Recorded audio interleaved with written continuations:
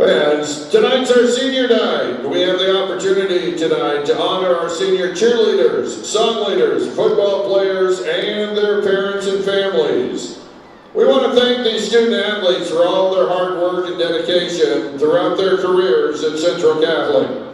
We want to especially thank the parents and families for their encouragement and continual support of their sons and daughters, our athletic programs, and our Central Catholic community.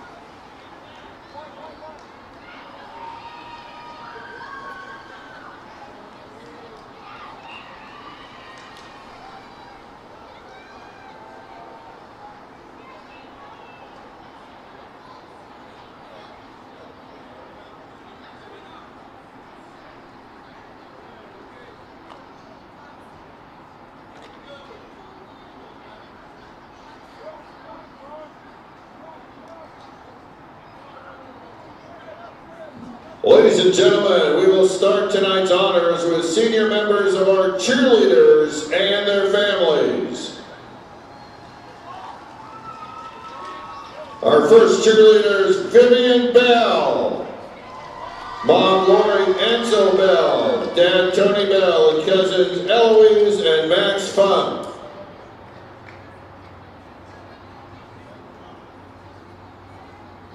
Next, Celine Doe, Mom Lai Vu, Dad Tone Du, and brothers Calvin and Jaden. And Karen Litke, Mom Tammy Redson, bonus Dad Dean Lukowitz, and Dad Jeremy Litke. Let's give one last round of applause to the senior cheerleaders and their families.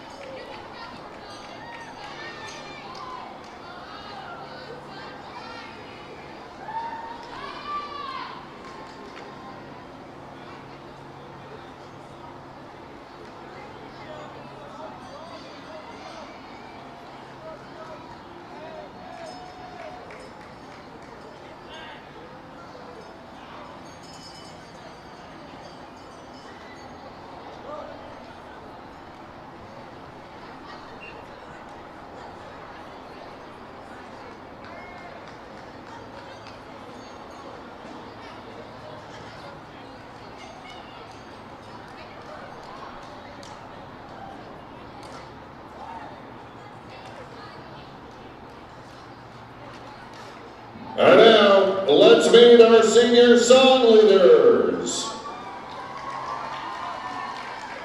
First up, Ellie Breesy with Mom Karen and Dad Nathan.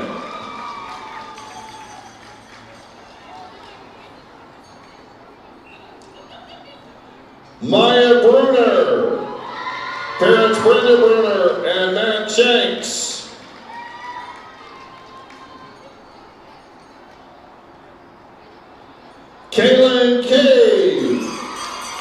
Mom Summer, Dad Chad, and Sister Lauren.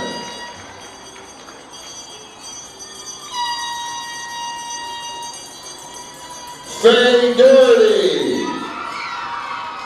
Mom Julie and Dad Jim. Brother Kate. Sam Galen. With Brother Kate Galen and Sister Logan Galen.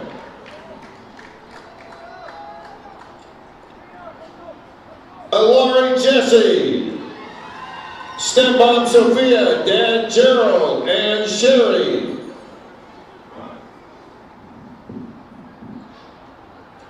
Perrin Jones. Mom Rebecca, Dad Nicholas, Brother Parker, and best friend Kinsey.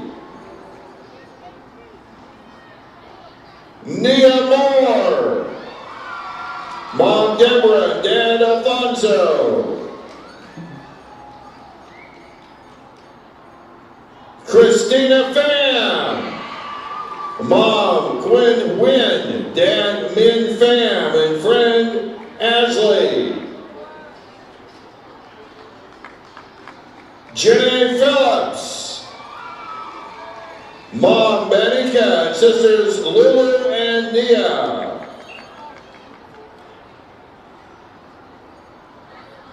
Rory Rutkin. Mom Kimberly, Dad Bryan, and Aunt and Uncle Shazine and James Manning.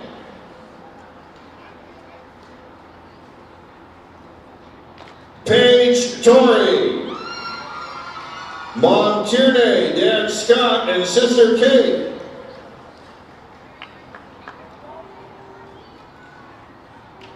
Kayla Woodard. Mom Michelle, Dad Sean, and Sister Jasmine and Cora.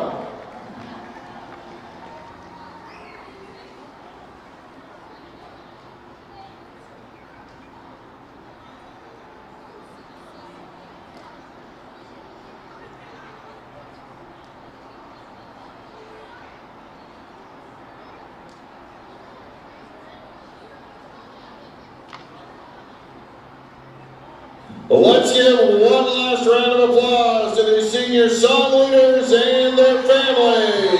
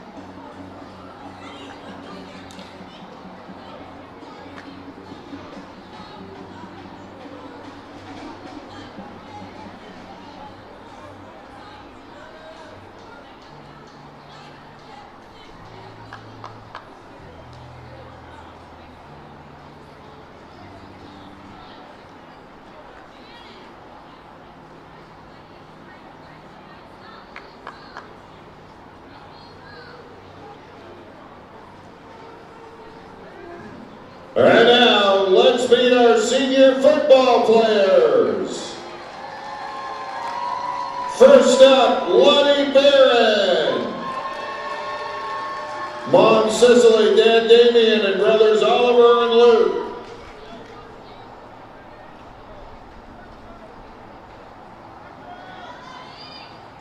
Hudson Cole.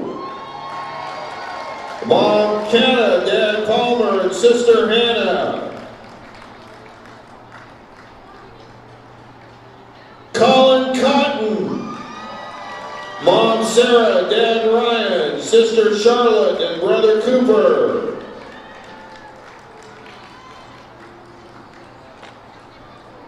Damian Curtis. Mom Kate, stepdad Henry, sister Bailey, brothers Antonio and Devon, and grandma Linda, and a surprise tonight, sister Brianna is here. Chris Doherty II. Mom Damaris, Dad Chris, brother Jermaine Flentory, and girlfriend Kaden Smaynard.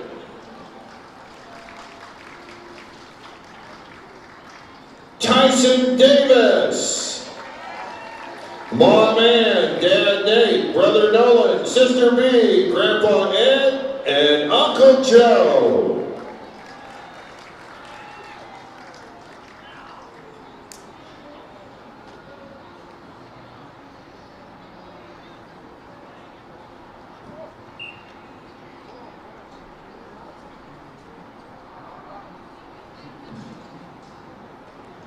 Connor Jeffers.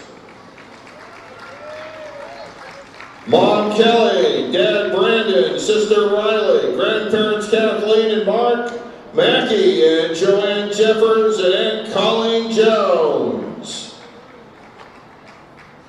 Robbie Long. Mom Holly Abraham, Dad Robbie Sr. and sister Naya.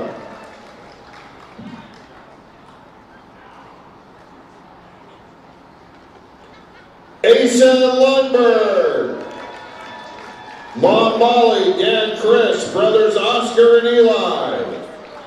Ladies and gentlemen, happy birthday to Asa.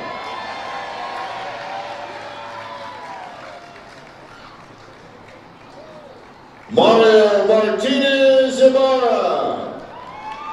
Mom Viola Ibarra, Dad Martin Martinez, brothers Axel and Kevin, and girlfriend Cindy Sizemore.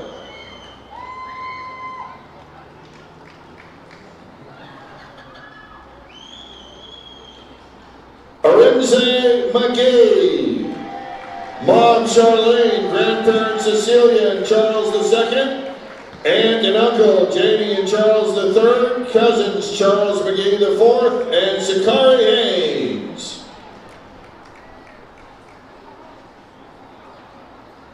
Tayton Prama Harris. Mom Marlena, stepdad Absidy, brothers Eli, Kai, and Cy, grandpa, uncles and aunts, and cousins.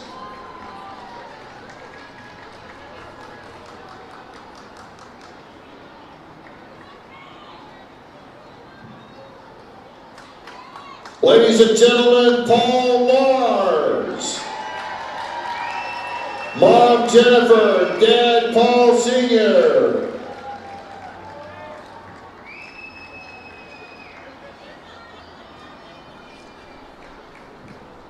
Jaden Robinson. Mom Carrie, Dad Luther, and brothers Maxwell and Hendricks.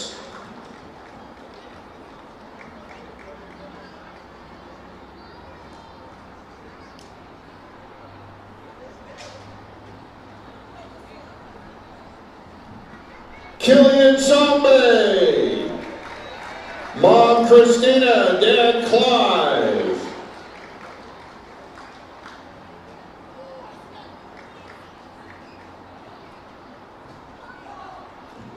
Shahir Talibdar. Mom Raman, Dad Sundar, and sister Soraya.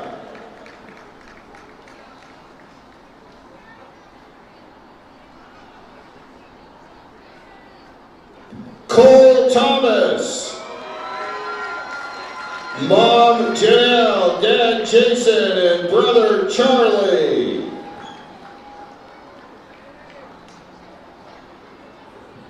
Donnie Furcher III. Mom Johnny Lee, Dad Donnie Jr., and sisters Shelby and brothers Kingston and Langston.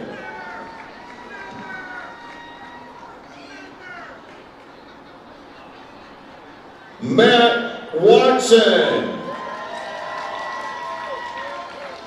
Dad Steve and sisters Emma and Allie.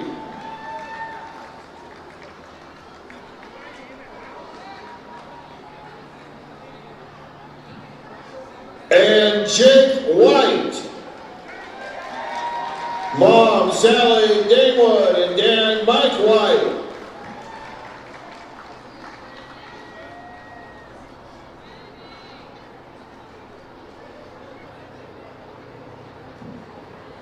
Let's give one more round of applause to the senior football student athletes and their families and all of our seniors here tonight.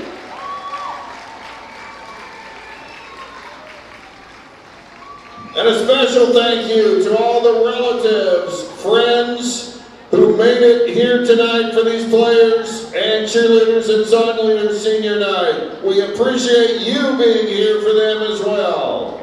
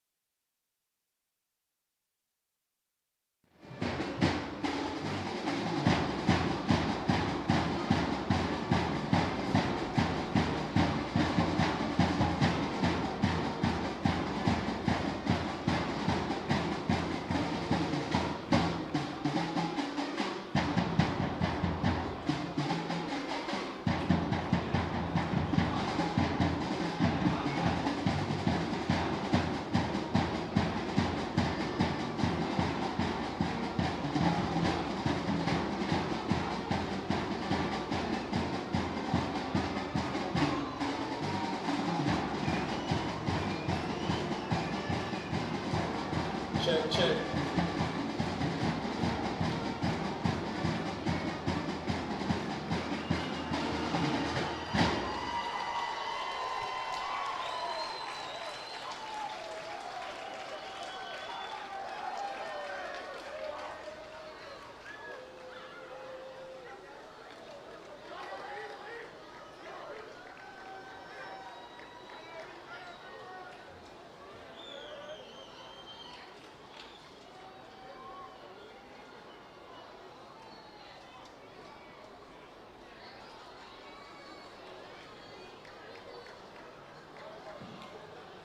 Fans, tonight we gather together in support of equality, social justice, freedom of religion, and freedom of speech. At Central Catholic, we embrace unity, peace, respect, safety, and dignity for all.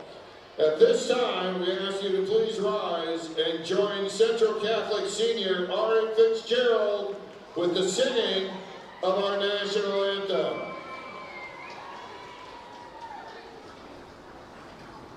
Oh, say can you see by the dawn's early light one so proudly we hailed at the twilight's last gleaming, whose broad stripes and bright stars through the perilous fight for the ramparts we watched were so gallantly streaming, and the rockets' red glare, the bombs bursting in air, gave proof through the night that our flag was still there.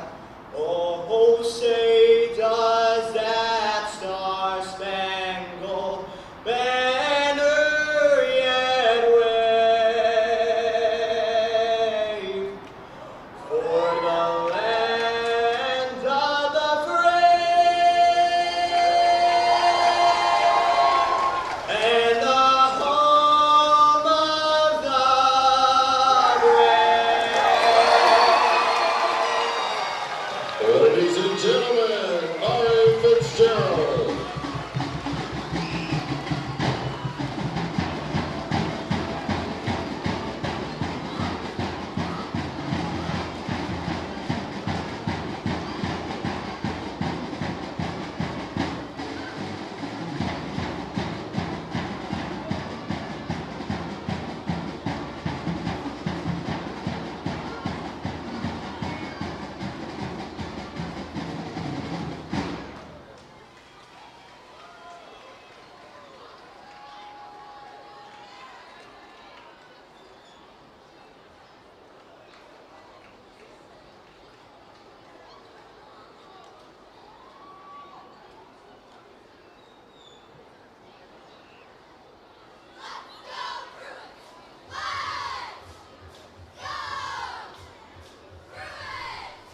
On what is a chilly night at Hillsborough Stadium out in Hillsborough, Oregon. It is senior night for Central Catholic as they're taking on the Barlow Bruins.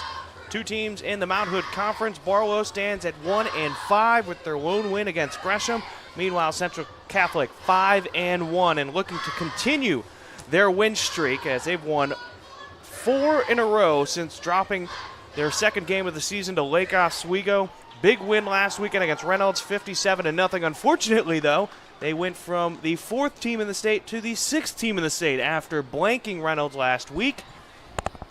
It's Bryan, Sleik, and James Broadous on the call as we get things going with the coin toss down on the field. James, we've been here in this type of game before. Barlow struggling at times this season, and they're going to go up against a strong Rams team. We've seen how stout the defense has been. What are you looking for in this matchup tonight? Well, I'm looking to see this offense. Really, like you said, the defense has stood on its head all season long. You pretty much know what the defense is going to bring. Sometimes the Rams get complacent on offense and make turnovers or penalties, and I want to see if they've cleaned that up. After last week's bye, they are really just coming out here and just going to see if they can continue to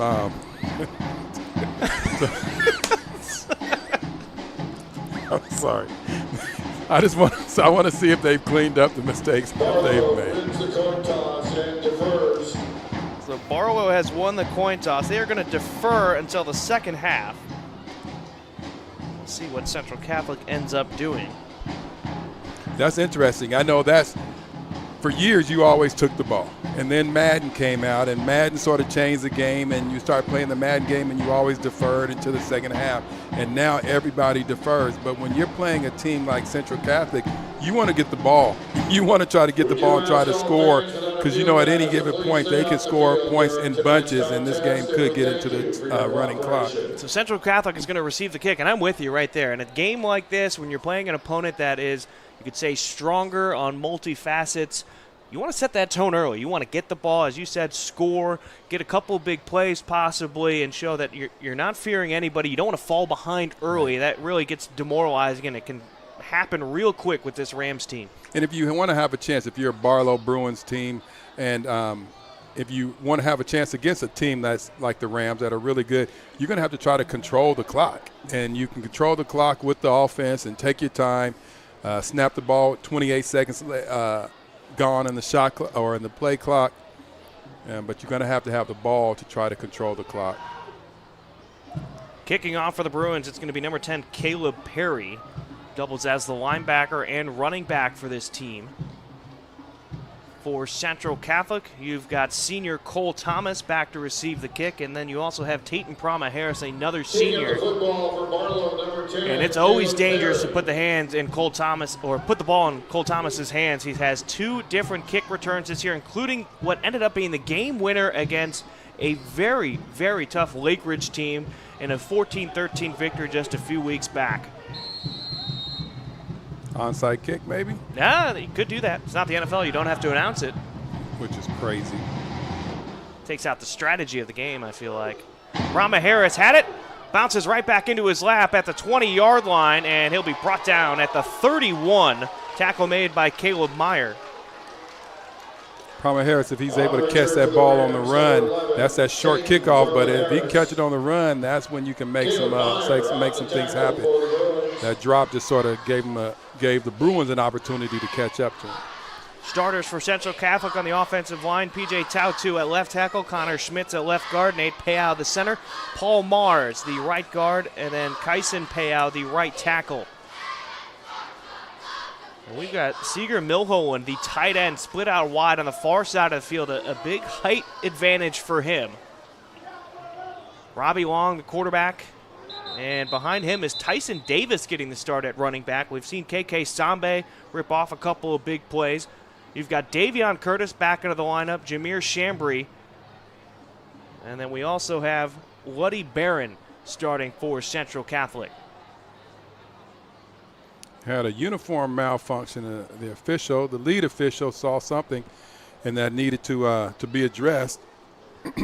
So they send out the other tight end, George Van Sant, go from 6'7" to 6'5", so not a huge difference for them on the outside, but we'll see how things start out.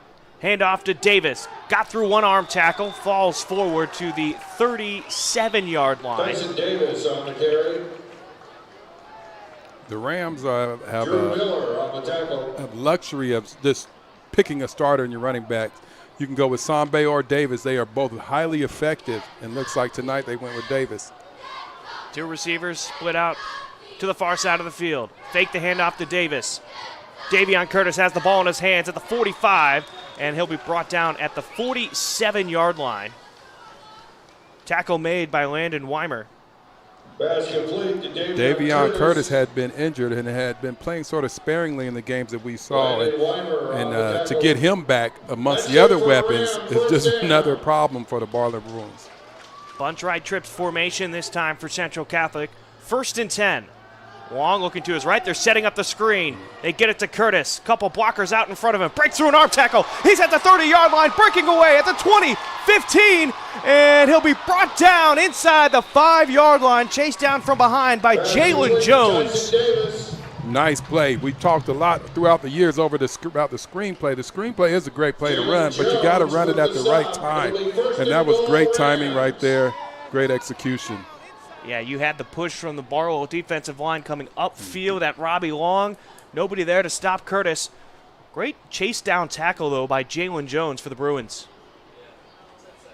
Pistol formation. The handoff to Curtis. Goes left to the tackle. Tyson Davis. Touchdown Rams. And the Rams will score first. Not even 90 seconds into the game. It's 6-0. Great drive. Great drive. You know, there was what sticks out to me, there's no penalties. We've seen when they've had big games or big plays and they've been called back because of penalties, and that slows them down. But this today, perfect drive, no penalties. Big plays, small plays, great plays. Martinez Ibarra on the extra point. And there was a whistle. There's a flag on the far side of the field at the 1-yard line. Most of the time they would let that play go. It looks like it was offsides on the defensive end out there, if you have a defensive end on the field goal team, but you just let that play. And they're going to decline it, so they'll keep the ball at the 3-yard line for the extra point.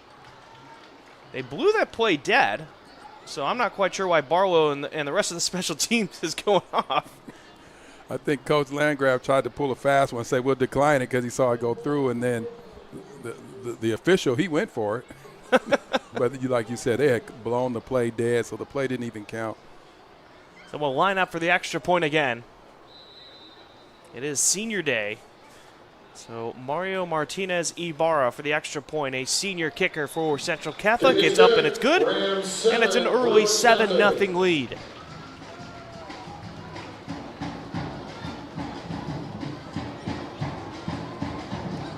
All 4 plays to get a touchdown right there for Central Catholic.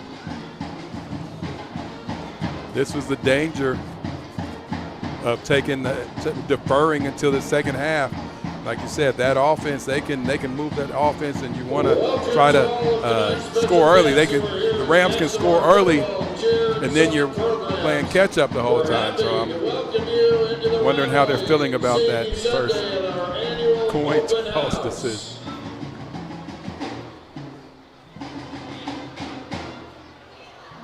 As the Bruins get set up for their kick return, we have Caleb Meyer on the far side. And it looks to be like Jalen Jones on the near side. 2 players back to receive the kick inside the 10-yard line.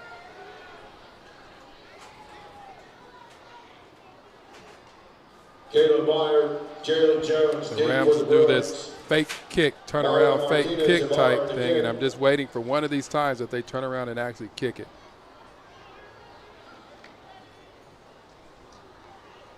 No fake this time.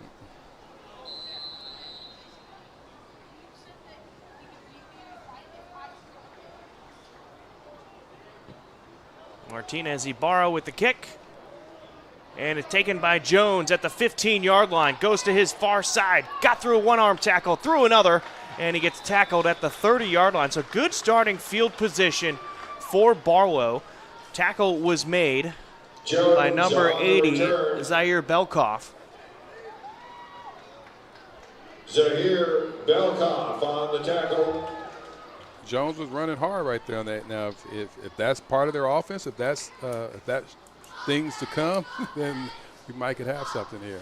Starters for the Barlow offense, Caleb Meyer and Daniel Nelson will be quarterback, running back. Caleb Perry will rotate in as well.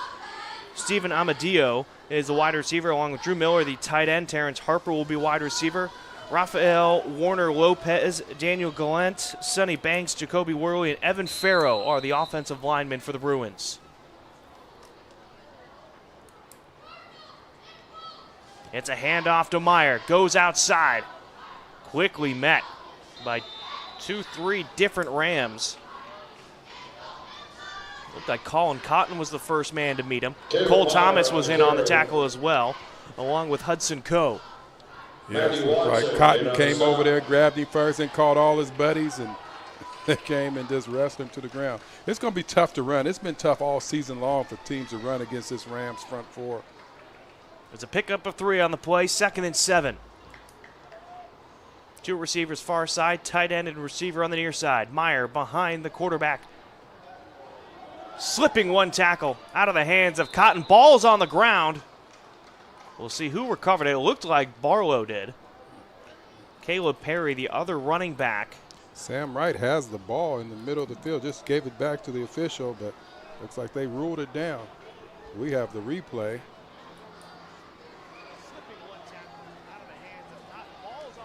Still going to be short of the first down, so it'll be 3rd and 2. Daniel Nelson, the quarterback, didn't start the year as the quarterback. They actually started sophomore quarterback Carson Schmidt. Where's number 15? Nelson, the starting linebacker, pulling double duty as the starting quarterback as well. 3rd and 1 at the 39-yard line. 12 on the play clock.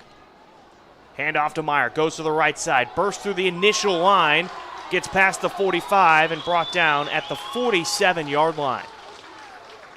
It was a good push up front by the offensive line. Meyer, the ball carrier. Watson was in on the Watson tackle. with the tackle. That's good for Barlow. First down. First down for the Bruins, and that has not been easy for opposing teams this season. You're right, and that's got to give you some good confidence if you're the Bruins. Harper, the receiver on the near side, along with tight end Drew Miller on the edge of the line. Harper in motion. They fake the handoff, and the ball's on the ground. Picked up by Nelson.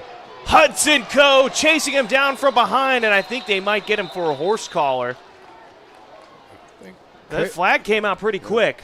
Looks like Caleb Meyer, number 1, was holding. Here we take a look. Oh, you're right. He just sort of. Perry on the keeper. He just tackled. Is that Elijah Brought Williams? down by Hudson Coe. Almost looked like he forgot that he was on offense. Since it was a fumble, he figured that whoever, it's just anything goes at that point. And you got better eyes than I do, partner. Holding on the offense, so that's going to push them well behind the sticks. Well, I got this ginormous TV screen. No, right they don't need to know that. Ooh, okay, inside information. Just kidding. Inside baseball. But Coe, though, what a defensive end right there. 6'4", 230 senior, just chasing down the quarterback like that. Impressive Size player. And speed. So it'll be 1st and 21 since the holding penalty happened a yard behind the line of scrimmage. Meyer goes out in motion for a swing pass. It's a QB draw. Watson trying to chase behind on Nelson, and Nelson got absolutely nowhere. Big Nate Payow on the tackle. Payow's not a guy you want to have fall on you. 6'3", 310. Junior, not only does he start as a defensive tackle, but he's also the center on offense. To be that size and to play both sides of the ball, he has to be in great shape. And it's not easy being that physical in each play, offense and defense. But he makes it look kind of easy. Now they called holding on the play, but it looks like the referee's going to mark it off in the direction of Central Catholic.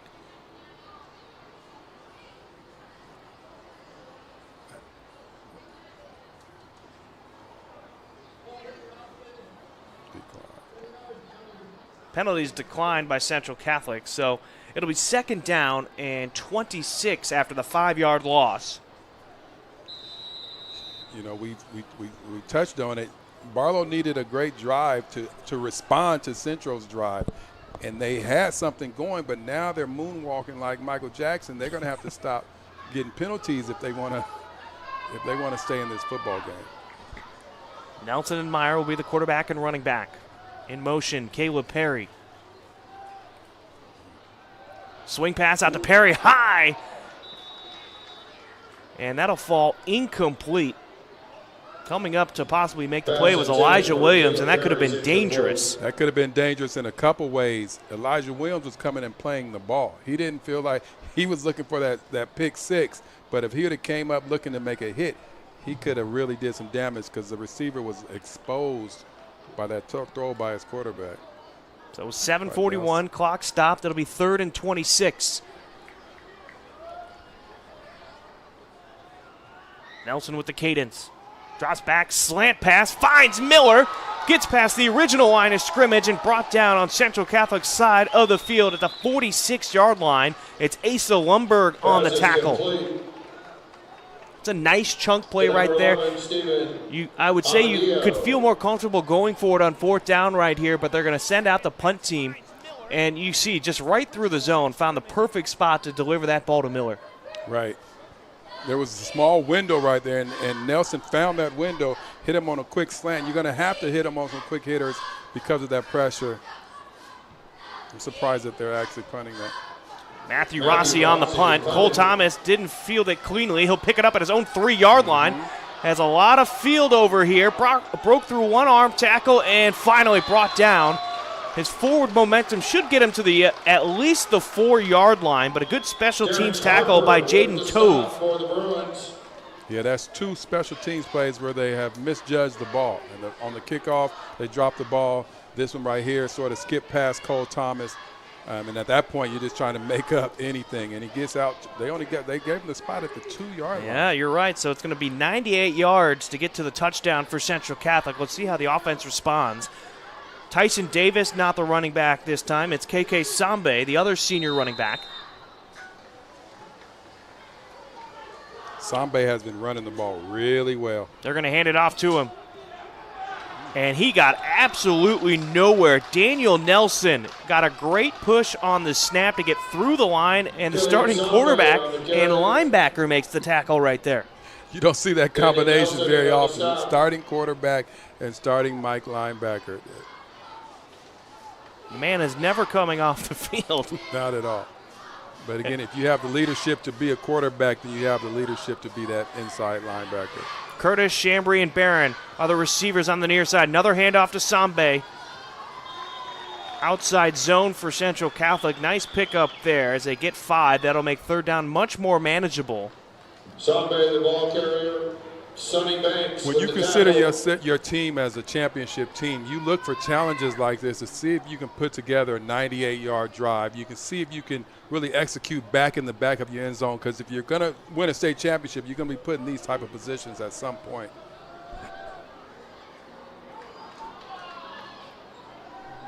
Central Catholic was looking for a flag. They don't get one, as both of the defensive linemen for the Bruins jumped on the snap count. Long drops back, and a fantastic catch right there by Luddy Barron going towards the sideline. Great use of his hands. Luddy Barron, my favorite name. That's good for a Ram. That's a great catch. That's a big play right there. Being able to catch that ball, land it inbounds, and control the ball, it's a great play. Defensive starters for Barlow, Keone Lam Tiang on the defensive line, along with Devion Palmer-Reed for the Bruins. I think Thomas was just a little bit too indecisive on what he was going to do with that handoff. Right at the mesh point, he wasn't decisive enough to create a lane for either him or his running back. So Thomas will line up as the quarterback again. It's Thomas on the outside, bounced off one tackler. He's at the 40-yard line, 45, and brought down from behind, and that will be a horse collar tackle. Saw the hand go inside the shoulder pads right there, and that's Daniel Nelson. But Colt Thomas picks up a large chunk of yards right there, almost 30 yards on that gain. Started at the 17 and tackled at the 48. Good run, good read. He set him up, he went outside, then he set him up, came back inside for a second. Everybody sort of paused thinking he was going to maybe cut back across the field. Then he took off, picked up another 15. Now you're going to add, is it 10 or 15 more on the horse collar? I always thought it was 15, and that's what it looks like it's going to be right here. And that is a large chunk of penalty yardage right there. 15 yards. You can't continue to give up 15 yards on penalties. So Cole Thomas will line up as the quarterback again. 4:40 left to go in the first quarter. 1st and 10 at the opponent's 37-yard line. Handoff to Davis. Didn't get touched until he got to the second level, spins out of a tackle and brought down at the 20-yard line. Caden Fife making the tackle for the Bruins. Keaton Fife with the tackle. Tyson Davis, when you first start learning how to be a running back, one of the things that they tell you is that keep your feet moving, keep your feet moving, keep your feet moving. Tyson Davis did that well right there. Broke a couple extra tackles, picked up more yards just by keeping your feet moving. Robbie Long back in the huddle for Central Catholic. Fresh set of downs, 1st and 10 at the 21-yard line. Davion Curtis, the receiver on the far side, trips bunch left in this formation. Trickery to Cole Thomas deep into the end zone, and it's caught by Curtis in the back of the end zone. The referee having to get out of the way, and the touchdown scored for Central Catholic on some trickeration. Trickeration. Was that Luddy Barron, my guy Luddy Barron? You're right, it was Barron. Pass. Here it is.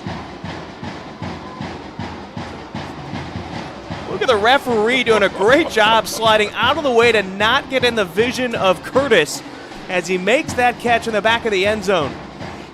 That is a great play. That's a top 10 ESPN play by the official right there. He slid down so he would not get in the way. I know some officials who are jerks, and they'd have just stood right there.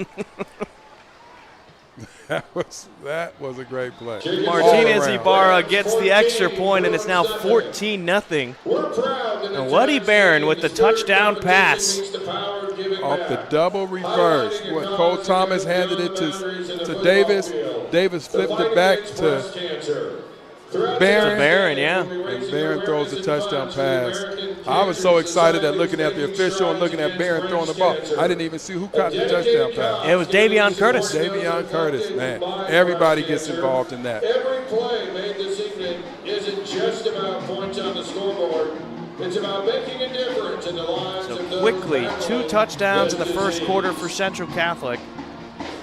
No turnovers, but penalties really hurt Barlow on their first drive. They picked up that first down, and then they just started going backwards, and they had a nice play to get close on 4th down, but they decided to go for a punt. Looked good at first, pinned him down back at the 2-yard line, but the offense for Central Catholic proving that they are one of the best.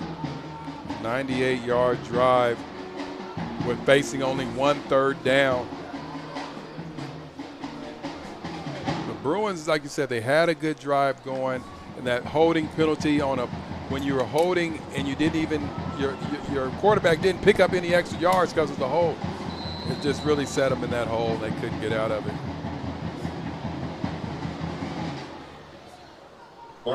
Jalen Jones will take it at the 11-yard line. Goes towards the middle of the field, then tries to bounce it outside. And the man who just had the touchdown pass is in on the tackle. That's Barron along with Caton Prama Harris. It'll be 1st and 10 on the near hash. So 1st and 10 at the 20-yard line. Luddy Barron said, hey, this is senior night. I'm about to show what I can do. I'm going to tackle, I'm going to run, I'm going to catch, and I'm going to throw a touchdown pass. And now you can give him maybe jet sweep, handoff, and see if he can run one in. He already threw one. He could probably catch one later on.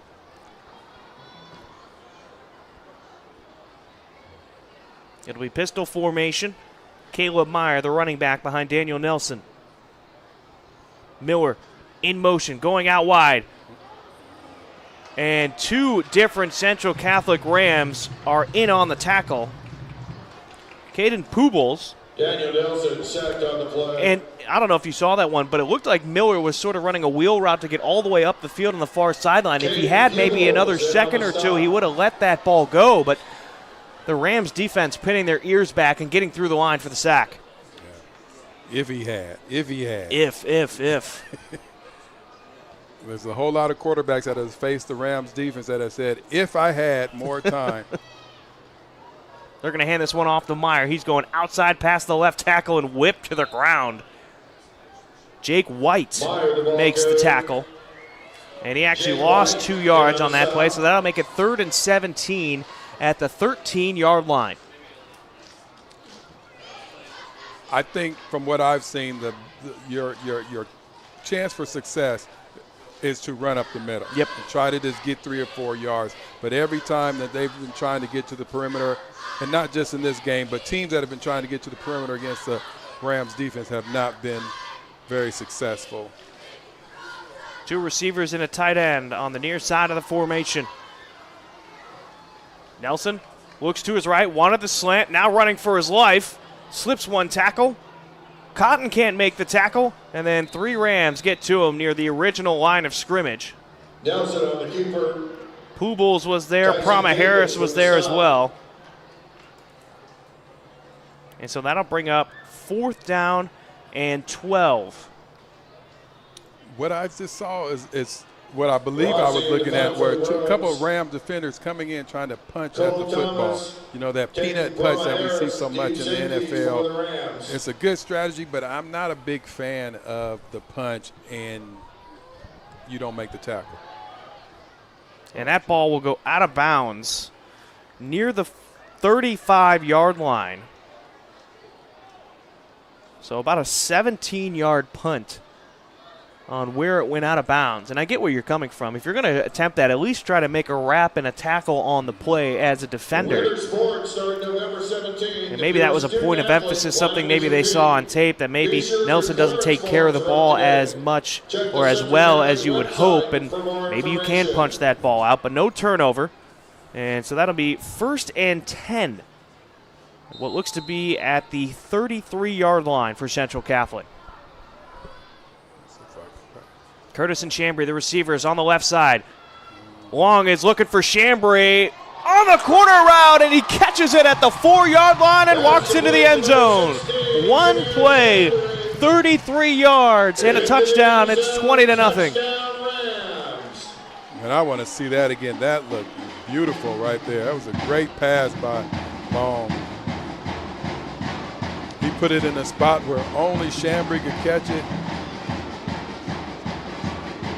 You see the defender, the safety, closing in and just out of the reach of Silas Gentry. In basketball, we call that a dime. He threw Chambry a dime. 33 yards, quick score. We're 21-0 here. 21-0 here in the first quarter. Rams 21, Bruins nothing. So great start on senior night for Central Catholic as it's 21-0. Let's take one more look at this play. The Rams have been working hard to bring this classic Shakespeare. And it looked like there was just some confusion as well. Some players were playing man, some were playing zone. It looked like for Barlow and Gentry, you're taught not to let the deepest man get past you. And he took that corner route. It was ran great by Chambry. Yes, it was nicely executed. Great play design, too, because you did not allow for anybody in the middle of the field to come and help. Chambry ran a great route, put the ball right on him. The Rams have scored on the run. They can score the trickeration. They've scored off the pass. So it's a lot of different ways when you're messing with this Rams team. Now, the only thing I'll say about the trickeration, I feel like maybe you want to hold on to that type of play against Nelson next week, one of the best teams in the state. Try to throw something in there, a new wrinkle. Now you got it on tape. Yeah, good point. Sometimes it also just gives them more to try to study, and now you're trying to study so much that you miss the basics.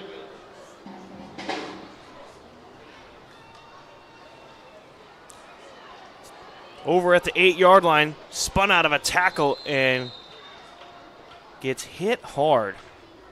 Bit slow to get up, but Jalen Jones will get back up on his feet. Got all the way to, looks like, the 12-yard line. 13-yard line is where they'll officially mark him. It looks like he was sort of hoping that that ball would bounce out of bounds, but it took a Rams bounce back into the play, back and towards the center of the field. And then he had no choice to pick it up, and by then there was a pack of Rams.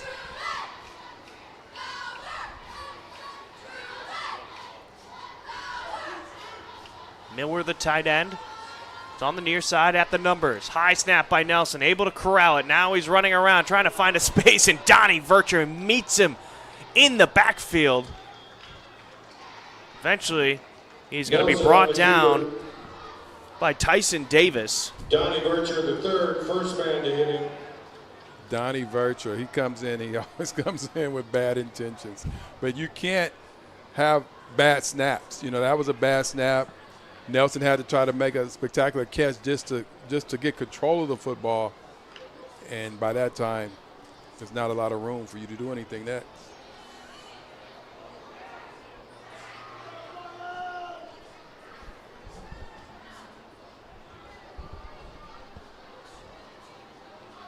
Handoff to Meyer, goes up the middle. Matt Watson was originally there, along with Poobles. Caleb Meyer, the ball carrier. Got back to the line of scrimmage, so it'll be 3rd and 10 at the 13-yard line. Just when we were talking about it, it's hard to go to the edge. The speed of Central Catholic's defense does not allow really much breathing room when you try to stretch a play to the outside, go up the middle, and that time all the Rams converged.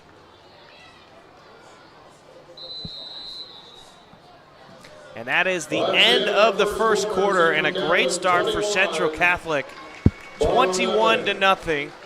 And we'll get 12 new minutes up on the clock. We'll stay here on senior night.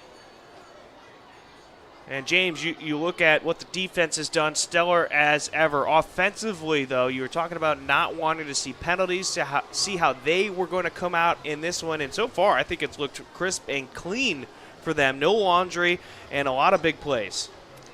Yes, exactly. No laundry. I'm in my mind, I'm trying to run through it. I don't think there's been any penalties on the Rams. And there doesn't need to be penalties. They have a great system. They have a great culture. They have great players, good enough players where you should be able to play this football game almost penalty-free. And that's what we saw in that first quarter. At the start of the second quarter, it's going to be 3rd and 10 at the 13-yard line. The Bruins in their passing, they had a quick pass, quick slant that got them their biggest net of yards on one single play.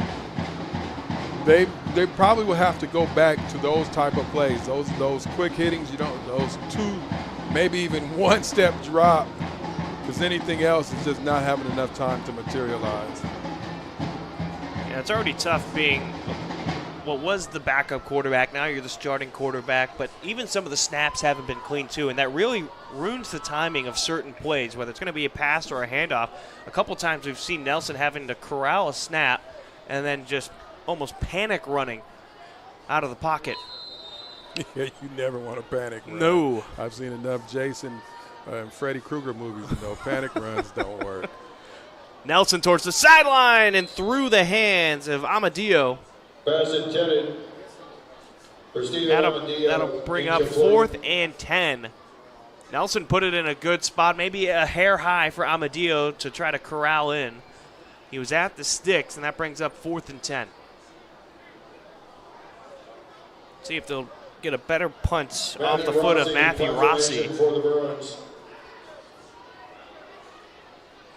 Thomas and Prama Harris back to receive the punt. Cole Thomas taking Prama Harris deep. More high than far. And Thomas runs into his own guy. I don't know if it hit a Central Catholic player. I don't think it did. Tyson Davis and Cole Thomas run into each other. You'll see it right here. Davis blocking, and just as he released his block, Cole Thomas was coming up, and they hit each other. Luckily, everybody is okay. I feel like that's usually when injuries happen. One person not expecting to get hit. And it'll be 1st and 10 at the 30-yard line. Cole Thomas being Cole Thomas, like, I'm not going to fair catch anything. And I'm not going to let any ball just get punted and I don't grab it. So he went to catch it, and like you said, fortunately there was nobody injured on that play. Curtis, the receiver, on the far side. 2 tight ends on the right side of the formation for Central Catholic. The handoff to Sambe to the left side. Through the second level, lowers his shoulder at the 15 and turned out of bounds by Nelson. That'll be a 1st down run, pickup of 16 on the play for Sambe. We talked about Sambe running hard over these last few games, and you can see it right there. He can beat you with his speed, but then he will also give you a hit. He's not really just sitting in there ready to take a hit. He's dishing out hits. Van Sant, the tight end on the far side. Milhone, the tight end on the right side of the formation. Pistol formation. They hand it off to Sambe again. Powers his way through a couple of arm tackles. Got past the sticks. A pickup of 11 on the play. On the carry. Gentry makes the tackle along with Jalen Jones. And that'll make it 1st and goal at the 3-yard line. You said pickup of 11, and that was like 11 yards after contact. 11 yards. As soon as he got the ball, he got contact and continued moving forward, picked up those 11. They give it back to Sambe. Let him finish off the drive. Got tripped up by Weimer, but it wasn't enough. Another touchdown for the Rams, 27-0. 11-10 left to go in the second quarter, and this is shaping up to look like we'll have a running clock in the second half. Right. The Rams are just really imposing their will right now, so much to the point that, and forgive me, I'm watching the game that's behind the football game. There are some young boys that are out there playing a baseball football game, and I've never seen anything like this in my life. But it's it's interesting. You throw the ball. I'm sorry, Brian, you got me. The pitcher throws the ball to the guy in the batter's box. He catches it, and then he throws it to right field or whatever field he wants to, and then he runs around the bases, and he gets a home run every time. I've never seen anything like that. Okay, we're back. We're back. It's 28-0. It almost reminds me you're putting two sports together there, almost like basketball. You ever see that movie? I did see that movie. Yes, this would be called. Look now, throws it towards the third base side. He's going to get over to first easily. Takes a big turn. Big turn. He goes back safely into the base. He's now 17 for 17 on the day. 28-0 here in the second quarter. James and I having a good laugh. And Central Catholic right now just continuing where they left off last weekend as they won 57-0 against Reynolds. They are up 28-0 over the Bruins. Now, I was talking with Kevin Flink, the PA announcer here at Hillsborough Stadium for Central Catholic football, and we were talking, it's very strange, if a top 10 team were to beat a team pretty soundly, it's very rare you fall backwards, but that's what happened with Central Catholic in the OSAA standings. They went back from 4 to 6 after the win over Reynolds. Now, I was curious what your thoughts were on that type of situation. And I'll share with you right after this kickoff. That is a really good question. Martinez Ibarra kicks it off. It's handled by Meyer back at his 5-yard line. Goes towards his sideline. He's got a big opening. He could take this all the way. White going to take him down. Martinez Ibarra, the last man, tries to push him out of bounds. He can't. And White throws him out of bounds near the 25-yard line. They're going to mark him out at the 24-yard line in Central Catholic territory, and that is a big momentum play right there for the Bruins, and hopefully they can get this one in for a score and cut into this lead for Central Catholic. That's something to grow on right there, brother Bruins. A great return, great read by that running. Meyer, he set his block up, got around to the outside. But to answer your question, the OSAA with Central Catholic dropping, it's really all based on strength of schedule. And I've been in this situation as a high school basketball coach here in Oregon that you win games, but if the team that you've played isn't winning games, then you will drop in the schedule or you'll drop in the standing or in the rankings, and it confuses a whole lot of people. Nelson, swing pass out to Miller. And it was Tyson Davis who made the initial touch along with Colin Cotton. Cole Thomas brought him down. I feel like that can really hurt you, though. You look at your strength of schedule, and you can really only, especially when it comes to conference games, you can only play who is on your schedule and in your conference, and that can really hurt, especially when it comes to seeding and having home games and playoff games. All that. Down at Cascade Christian in Medford, they had a big 7-foot guy named Austin Maurer, the best player at the 3A basketball level, but their conference wasn't strong, so every year they would come into the tournament ranked like 8. And they would get a seed in the first number 1 team. Ball's on the ground. Nelson falls on top of it. Another low snap right there. Tough to handle for Nelson. But go on. The higher seed would complain because they have to play one of the best players. Yes, and the best team in the state that we all knew it. And they won 4 straight championships, but they would come in ranked low every time, and so there would be somebody complaining about the system, but that was just how the system is. Again, you get penalized for having a weaker conference, and there's nothing you can do about it because these are the games that are on your schedule. And if you do like the Rams, they want to take the opportunity to expose their players, so they'll travel down to California, and sometimes those games don't count for you, but it's still worth it. Uh-oh. There's a pick. It's Cotton. And brought down at the 46-yard line, a turnover. Tackle was made by Caleb Perry, the slot receiver, and perfectly read by Colin Cotton. That is a play that everybody in the Rams organization can be happy about. As coaches, I guarantee you they watched that on film, and there was some signal that you could figure out that this was going to be that play. And as coaches, when your players learn something, when they remember what you taught them in practice, when you remember what happened in film room and film study, that makes everybody happy right there. It's all worth it. It's the first turnover of the game. And another short field for Central Catholic. They'll have to go 54 yards to punch it in. Davis, the running back, long, drops back, throws it to the outside to Curtis. He's at the 50, and the ball looked like it popped out for a moment. Could be wrong there, but the pass is complete. Pickup of 5 on the play. That'll be 2nd and 5. Weimer makes the tackle.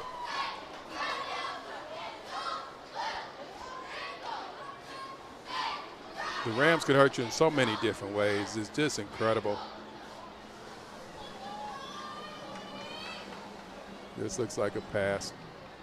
Nope. Hand off to Davis. A big burst, and he isn't met until the 35-yard line, and he still pulls forward for another 8 yards. Started at the 49 and ends up at the 27-yard line. A pickup of 22 on the play. And he got about 15 yards before he was even touched. Right. And then when he was touched, he got 15 more. If you just look at the end of the play, if somebody just turns their head to see the end of the play, you might not have known who's offense, who's defense. Tyson Davis was bulldozing Bruins. 1st and 10 at the 27-yard line. Milholen in motion. Hand off to Davis. He'll take this one to the outside. Breaks through 1 weak arm tackle, still on his feet, churning those legs, trying to pick up the extra yards. Look at the pile move. And he got up to the sticks. Now there is a flag on the far side of the field. Davis, the ball carrier. Gentry on the tackle. Penalty markers. It'd be a pickup of 11 if it were to stay, but I think we might have a hold here on the far side.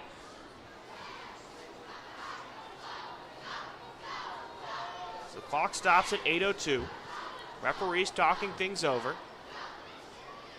No signal has been motioned yet, but they're walking that ball back.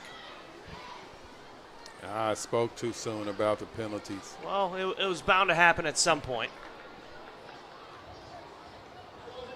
And there it is, holding on Central Catholic, so that'll put them behind the sticks. But because of where that penalty happened, it's not going to be 1st and 20. It'll be 1st and 16 at the 33-yard line. Receiver stacked on the near side. Curtis, and it looks like Milholen. They go back to Sambe. Another flag comes out. Sambe lowers his shoulder and eventually taken out of bounds near the 11-yard line, but that ball will most likely be coming back. The flag is at the 32-yard line on the far side of the field. You can see Robbie Long not even moving down the field. He's standing right there. He knows that looks like they'll be marching it back.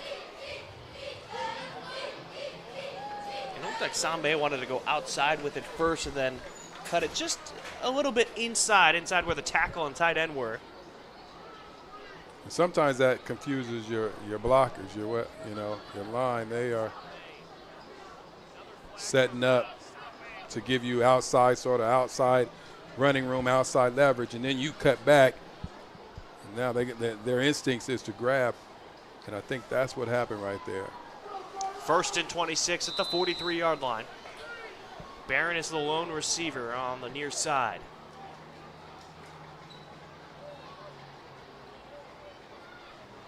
They fake the handoff. Long looking down the field towards the sideline, looking for his man Curtis. He makes the catch at the 10, and he's pushed out of bounds by Jones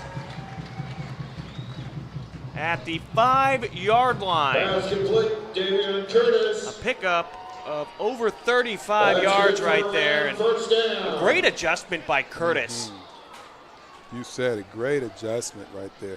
He found the ball, picked up the ball, and then high pointed it on the back shoulder. That was very well executed. You know, the Rams, you don't like to be penalized, but they don't fret. They feel like their offense can still pick up chunk plays. Handoff to Sambe. Trying to bully his way through the initial tackle, and he does. They mark it a touchdown. Touchdown Rams. It is 34-0. With 7:38 left to go until halftime. Sambe, just a strong runner. When you get down to that goal line, it's great to have a weapon like that can pick up tough yards, and then the goal and that deeper in the red zone, in the redder red zone, you're going to really need those type of runners. Van Tieng was the first man to meet him, but unable to stop him.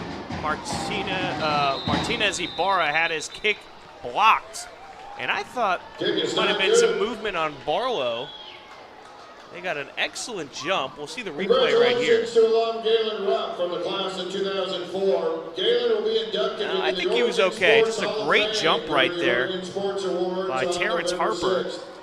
And so it'll keep it 34-0. Runners of all time. He's a 4-time Olympian, a 2-time Olympic medalist, earning silver in the 10,000 I want to file a complaint. 2012 I want to file a complaint about the mean guy that came and took those kids off the field back there.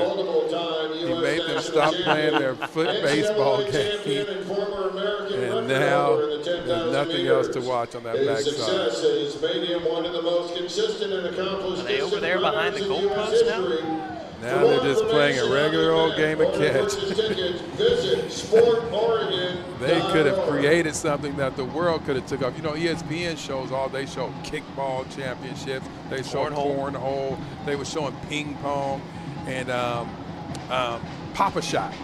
They had Papa Shot. Yeah, so you know what? He could have just crushed some dreams over there. Dream catcher guy. They were coming up with the rules halfway through that game. Yes, dream killer. All right. Here's the kickoff. Headed towards Meyer. Deep kick. Meyer will take it at his 2-yard line. Had a great return last time. Goes into the middle of the field, spins away from a tackler, and gets to the 23-yard line. They're going to mark him at the 24-yard line. So 1st and 10. Not a bad return for Meyer right there.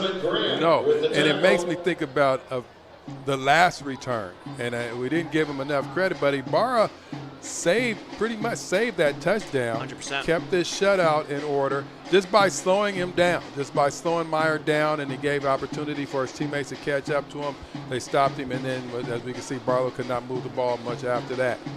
Isn't that what you want out of your kicker? Yeah. You don't want to give up, but at least slow the guy down and help your guys behind you make a play.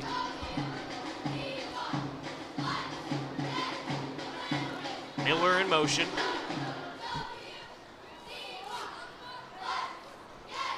Perry, the receiver, on the outside. Handoff to Meyer. Breaks it outside the tight end.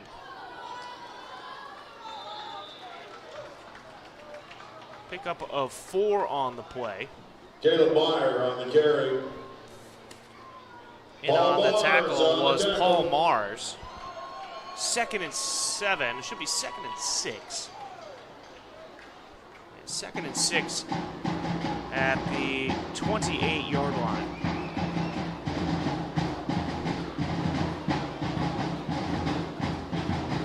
I feel like if you're Barlow right now, you want to get a couple runs here, eat up some of this clock. You've had too many short drives and allowing the score to get out of hand.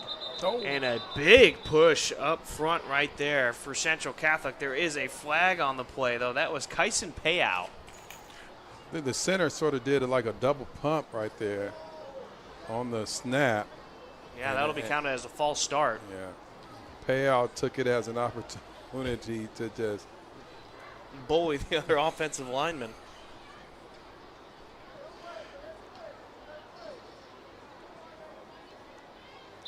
It's tough enough to move. I feel like a broken record, but it's tough enough to move the ball forward against the Rams. You definitely don't want to keep going backwards. Put yourself in a bigger deficit. It's now 2nd and 11. Ball at the 23-yard line. High snap. Nelson can't handle it, and he just has to fall on top of it. And another negative play for Bad Barlow. snap recovered by Daniel Nelson.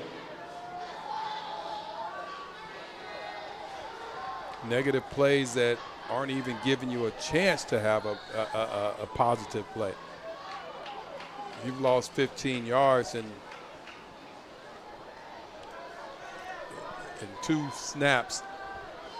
It'll be 3rd and 21. Ball's been placed at the 13-yard line. And there's not many plays you have in the playbook to pick up 21 yards. Let's see what Nelson can do here in the quarterback position. He's got a big open field in front of him. Flag throw. Nelson throws his shoulder into Cotton, who deflects him out of bounds. He'll be well short of the first down, but there's a flag back at the line of scrimmage. And if you're Central Catholic, do you decline the penalty here? It'll be 4th down and about 4, maybe 5 on the play. You would think about it, but I believe you take them back because now it's going to be 3rd and forever, and it's been tough for them to get yards. Now you just, if there was less time on the clock and whatnot, but right now you're going to get the ball back here in a few plays.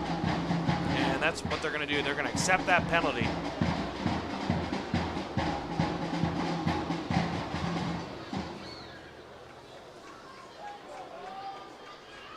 It's only half the distance. It was at the 13-yard line.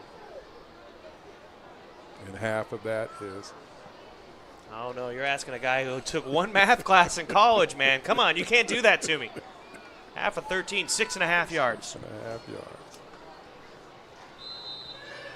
Listen, you're Mr. Educational there, vice principal, and working over at the high school at De La Salle North.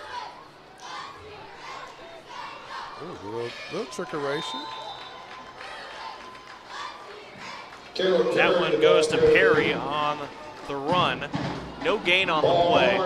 Mars makes the tackle, and that'll bring up 4th down. And punting has not been a strong suit for the Bruins so far.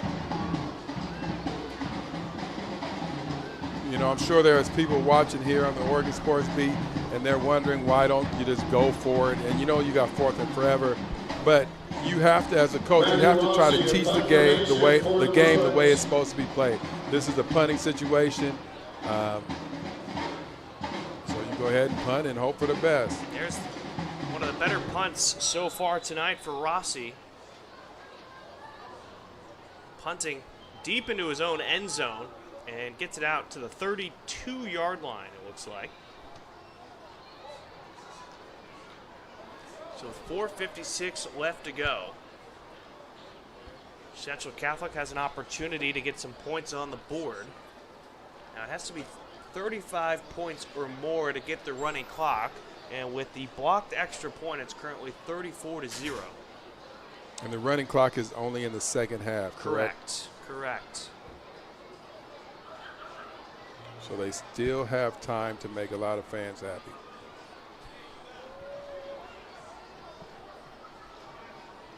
I feel like it's sort of tough for Central Catholic when you have these types of games that are so lopsided. And I don't mean any disrespect when I say this, but is it more of just a practice in a sense of really just hammering things down within your offense?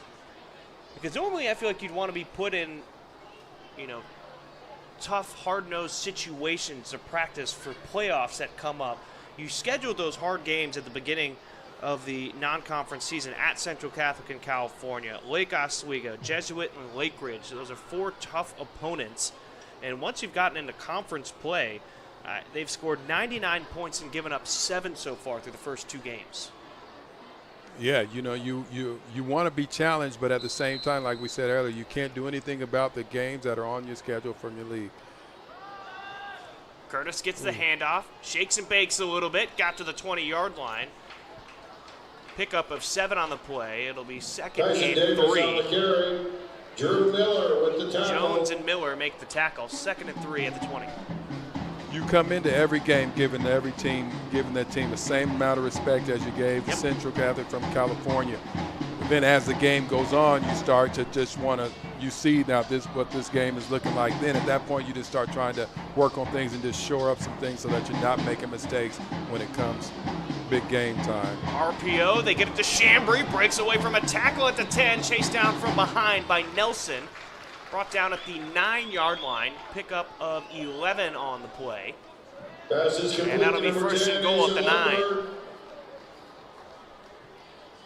A nice catch and run right there by Chambry. Running hard is contagious. You know, running hard, hitting hard is contagious. And Chambry has watched Sambe and watched Davis run over guys, and so now he's breaking tackles. He's not the biggest guy either, 5'9", 150, but showing strong legs, breaking through that tackle. And a lot of heart. Long keeps it on the read option, and Miller able to hold him back by the waist. A loss of 4 on the play.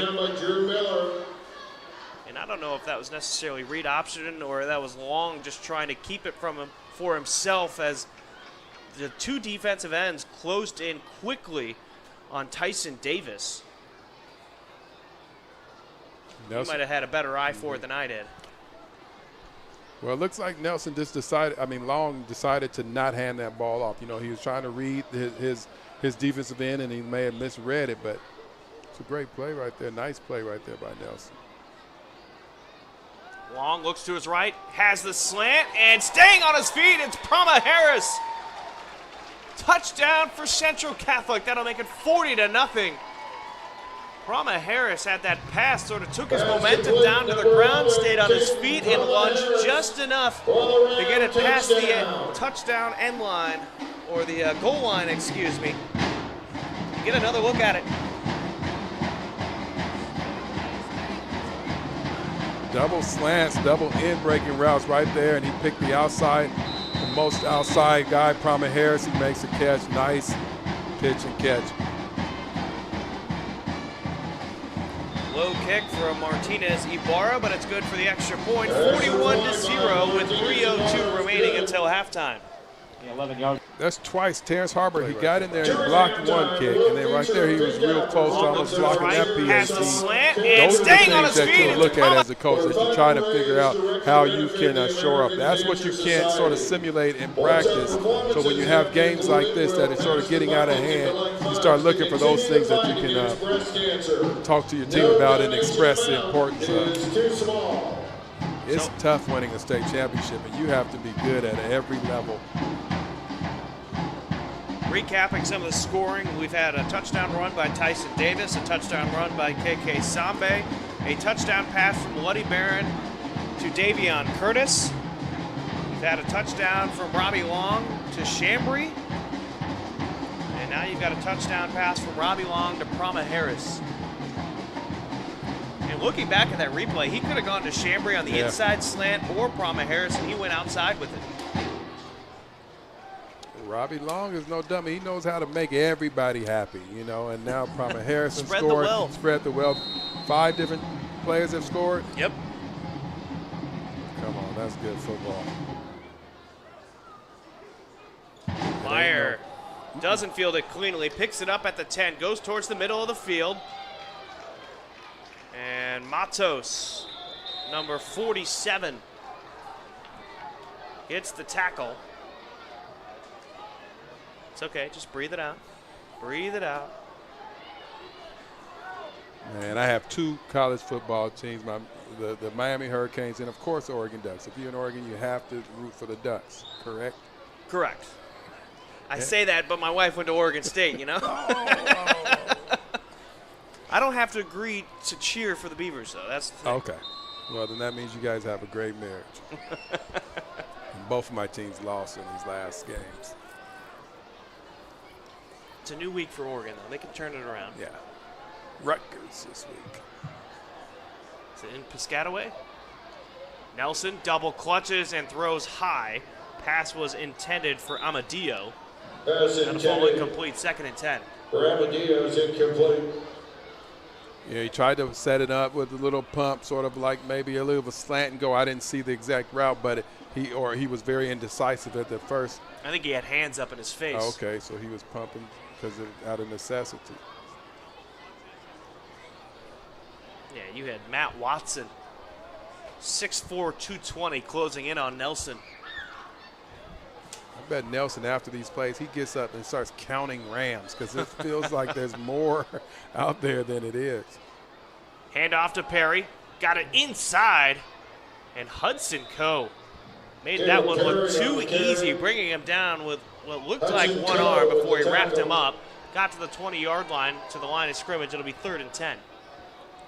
Hudson Coe made a tackle in tackle football, and he didn't even have to go. He didn't even go to the ground. He just sort of grabbed him and just gently, I'll say gently, set him on the ground. That's some strength. That's that weight room.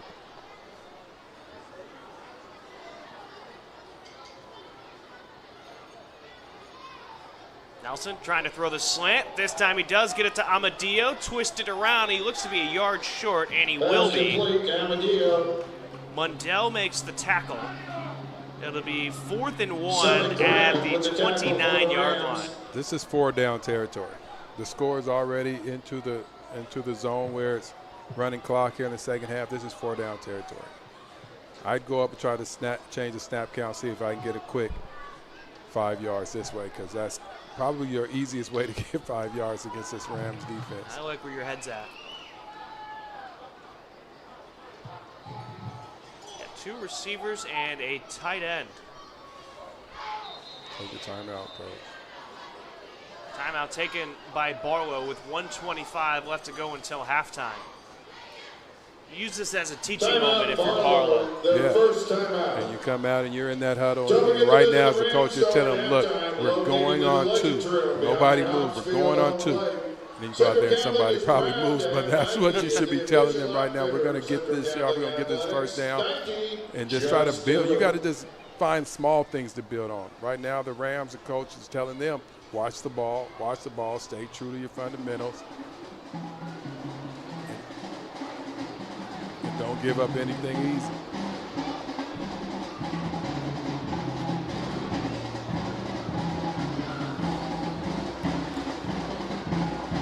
And they're going to line up the punt this time.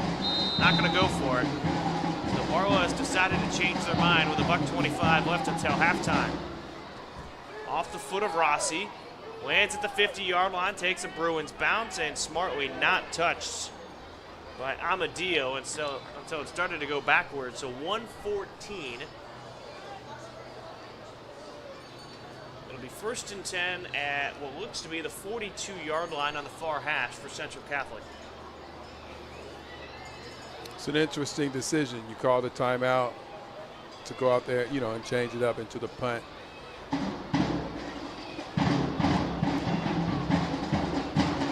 Field position hasn't really made a difference for the Rams yet. They can score on the short field.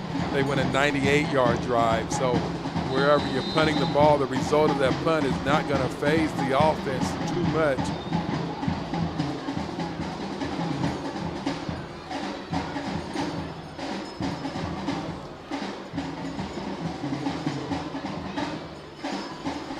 It's a touch pass. Trying to get to the edge. Sambe got a block. And tackled at the 49-yard line of Barlow. That'll be a pickup of 8 on the play. That was Curtis Daughtry, the second on the carry. the second on the play. Yeah, they went into their roster book. Now they're letting everybody get some action. Quick pass, looking for Luddy Barron, and a flat-footed throw right there by Robbie Long. Pass off incomplete. target. That'll bring up 3rd and 2.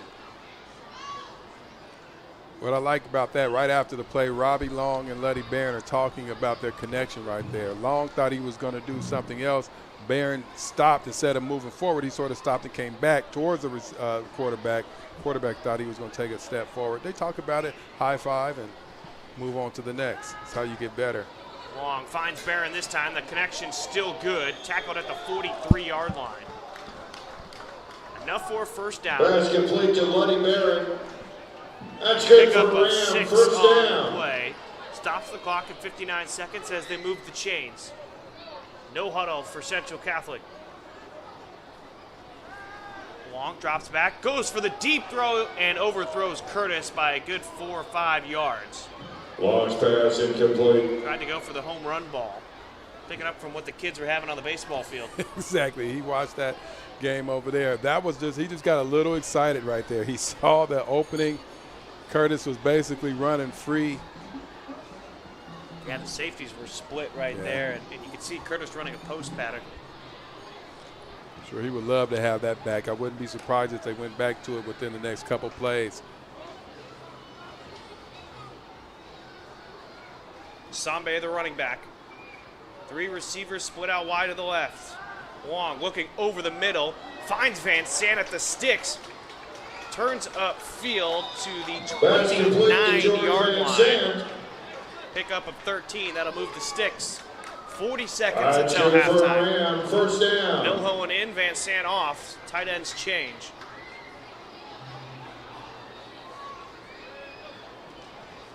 Long looks to his right. Throws out towards the sideline. Barron basically all alone at the 20 and gets out of bounds at the 13-yard line. Pickup of 16 on the play. Pass complete to Luddy Barron. Pushed out of bounds by number 4, That's good for Terrence another Harper. Ram. First down. So that'll stop the clock too as he got out of bounds. This is live 2-minute drill practice. This is invaluable right here. And the Rams look good doing this as well. Catching the basketball, catching the football, getting out of bounds. Robbie Long is making quick, decisive plays. Hand off to Sambe. They got the timeouts to burn if they need it. Gets stood up at the 5-yard line. Silas Gentry was the man who stopped it, but not before a pickup of 9. They got him at the 4-yard line. It'll be 2nd and 1. And there's 10 seconds left on the clock. No timeout being called right now. And I think this is more of a respect thing right now from Charlie Landgraf. They'll call a timeout with 2 seconds remaining. Field goal. Timeout, Central Catholic. And good on Coach Landgraf right there. Not trying to rub it in or anything right now as they're up 41-0. It'll give you an opportunity to work on your field goal unit. We already saw some good push from the Barlow Bruins on some extra points. They already blocked one. We'll see if Mario Martinez Ibarra can make the field goal here. Good news is it's the middle of the field, so dead ahead on the kick. Set up on the 11-yard line. It'll be a 21-yard field goal. Jake White to hold. And a flag. Kick that anyway. Go ahead and get your practice in. Kick that ball anyway. And Landgraf just saying, we're going to decline this here. We'll keep going. He doesn't want to. It'll be half the distance, which would technically be a first down, but it's a mute point right now, 2 seconds. And again, it really seems like he's wanting to work on this field goal unit. Yeah, and he's wanting to just get into the half. You know, when you're working on your 2-minute offense, okay, if you score it there, that's all good and fair. But then once you've seen that, you got to stop down here at the 3-yard line. Let's just kick this field goal, get out of here. Snap, kick is up. And it's good from 21 yards out. That'll make it 44-0 as we head into halftime. James and I are going to take a break, headphones off. We'll be back to recap the first half and the second half kickoff. And just as a reminder, it'll be a running clock to start the second half. We'll be back in just a moment.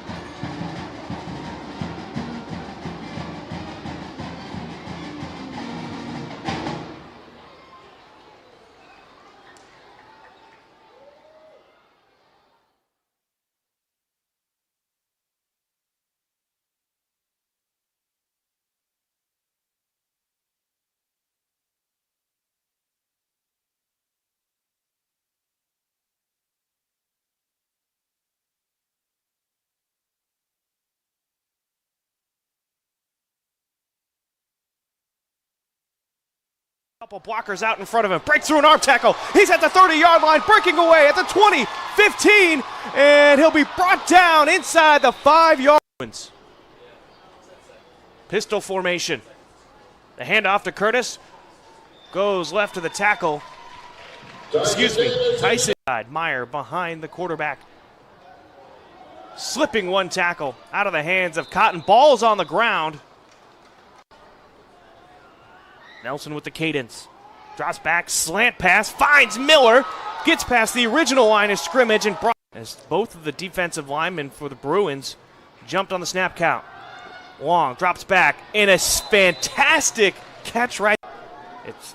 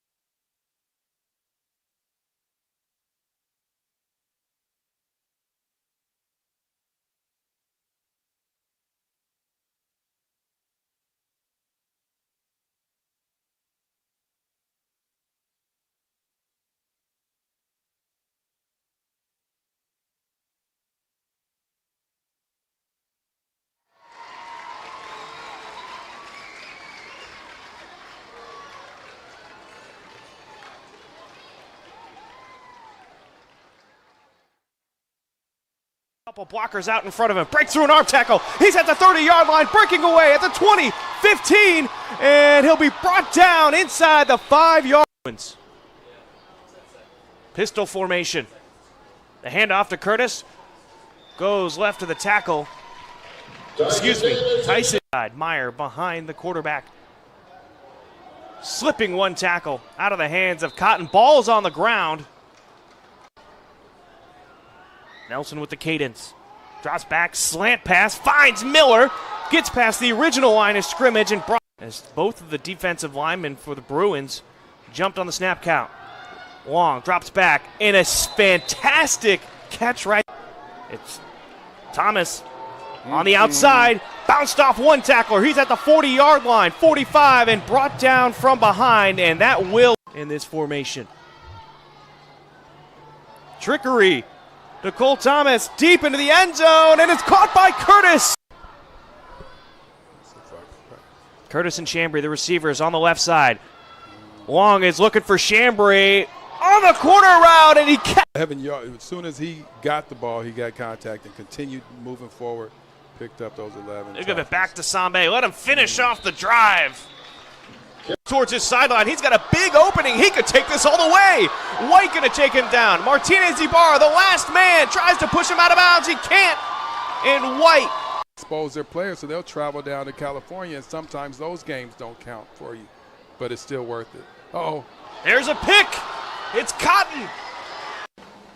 This looks like a pass. Nope. Hand off to Davis. A big burst, and he isn't met until the 35-yard line. And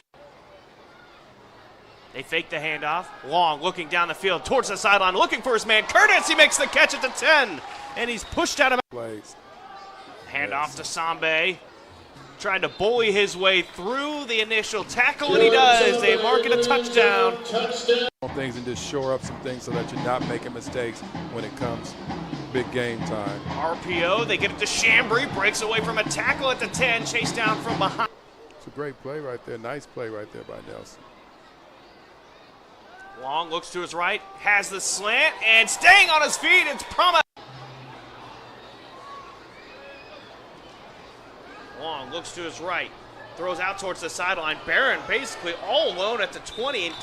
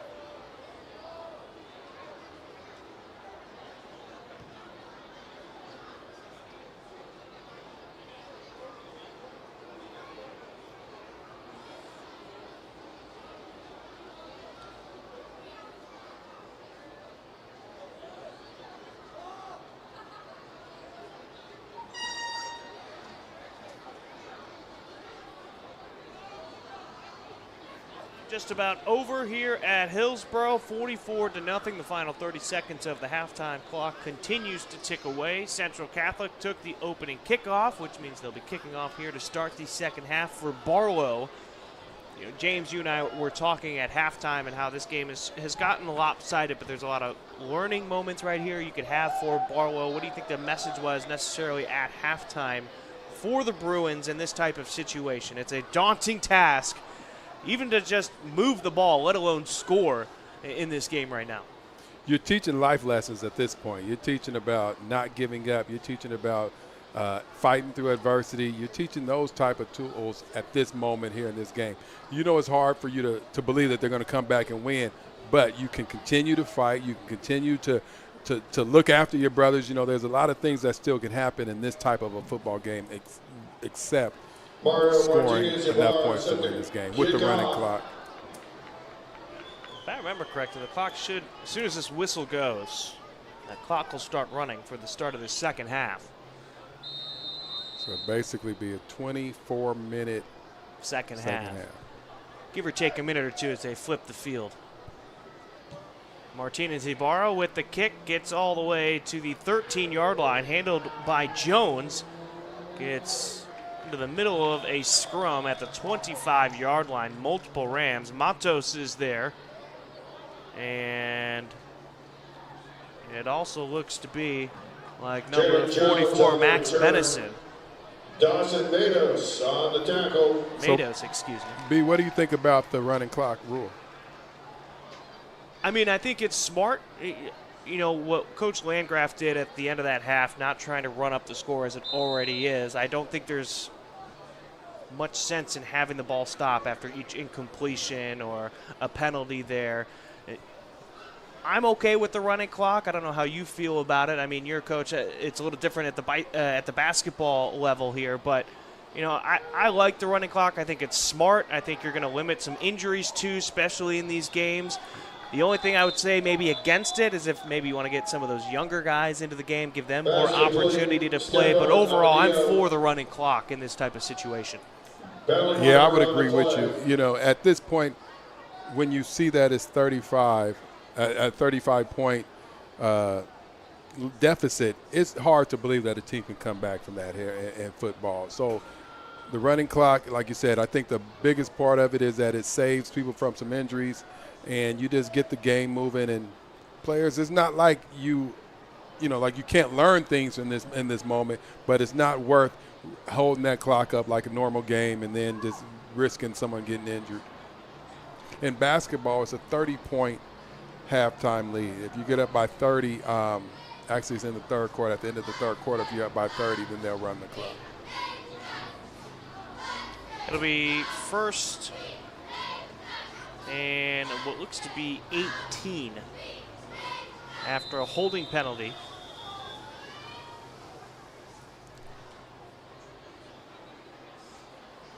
And they're going to kick off Terrence Harper. It looks to be a uniform situation. I think he didn't have his knee pads covering up his knees, you know,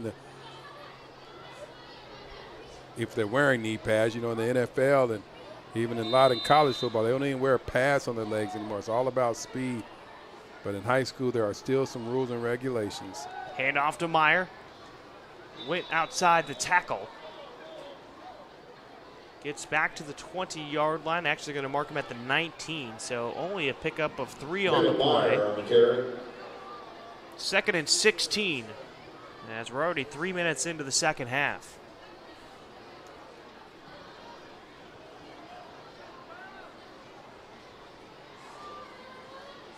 You know, with basketball, you're talking about the running clock after the third quarter. I feel like maybe that doesn't happen quite as often. I feel like you can make up points pretty quickly. Correct me if I'm wrong. Right. I mean, you're coaching on the hardwood more than I'm over at the hardwood, especially at your school. But you know, 30 points, that is a large deficit in basketball. But I mean, we've seen NBA teams take that deficit away in a matter of minutes with how you can shoot the ball and transition, and you can change a possession just like that in basketball. Right, and I think that's why they give you all the way until the end of the third. But you can't. And sometimes you still feel like you can come back. at a 30-point deficit. It's going to be hard, but you feel like, again, there's going to be so many possessions, and now that there's a shot clock in Oregon, the possessions just can keep turning over. And so you get hot, you get one guy hot, and you hit, 7 or 8 threes. You're right back into it. You're right back into it. 3rd and 16. Nelson looks to his left, over the middle, throws it high, and it's brought down by Amadio. It's Colin Cotton making the tackle and picking up Amadio. That'll bring up 4th down. A pickup of 11 on the play, but it's still going to be 4th down and 5 at the 30, and the punt unit is on the field for Barlow. It's a nice catch right there by Amadio. You had to get up, and again, you're exposing your ribs. A lot of people are not comfortable enough to get up in the middle of the field and make that play, but he made that play. Thomas and Brahma Harris deep for the Rams. Thomas and Brahma Harris waiting for the punt. Brahma Harris at the 50, Thomas at the 45. Off the left foot of Rossi. Ball will land at the 46, and it takes a bad bounce for Barlow. Went from the 46 to the 39 on a big hop, and only ends up being a difference of about 9 yards from where the line of scrimmage was. You're still training your team to play the game the way the game is supposed to be played. That is a punting situation. It is. Yep.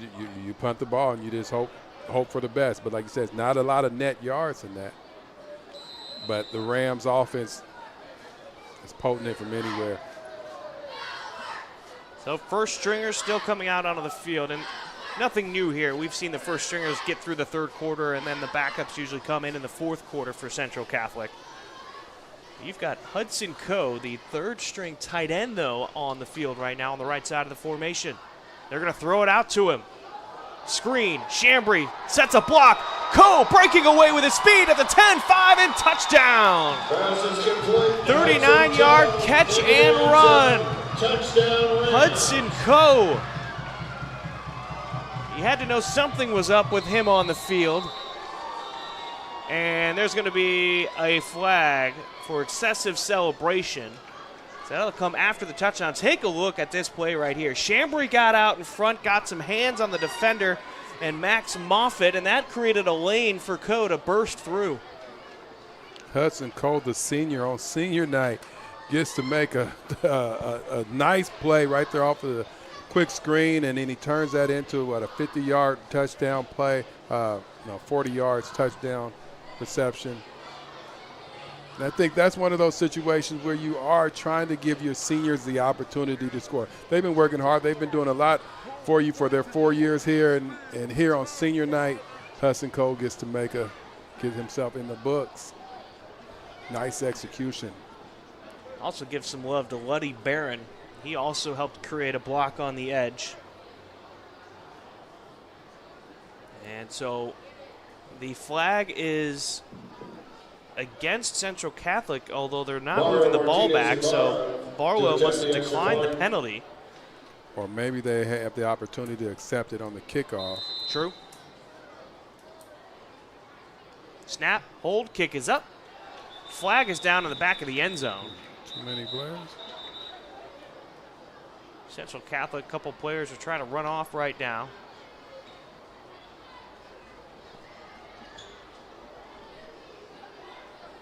False start on Central Catholic. So we will redo the extra point, add on 5 yards. I thought the clock ran through all of this. It is. It's going right now. Okay. It had paused. Not like I'm clock watching or anything. I'm sure to talk things over with the referees, maybe, but for that brief moment. But once the signal is made, tick, tick, tick, tick, tick. And good strength on that kick from Martinez Ibarra. So that'll make it 51-0. Middle schooler in your life, invite them to Central Catholic's open house this Sunday, October 19th. The doors open at 1, the event runs till 4. So 51 to nothing, as the Rams have now put up 108 points in the last two matchups on this field, and 144 points in their 3 conference games so far this season, only allowing 7 points to Clackamas. The real matchup is going to be next week, though, for Central Catholic. They're going up against Nelson, who is highly ranked in the state.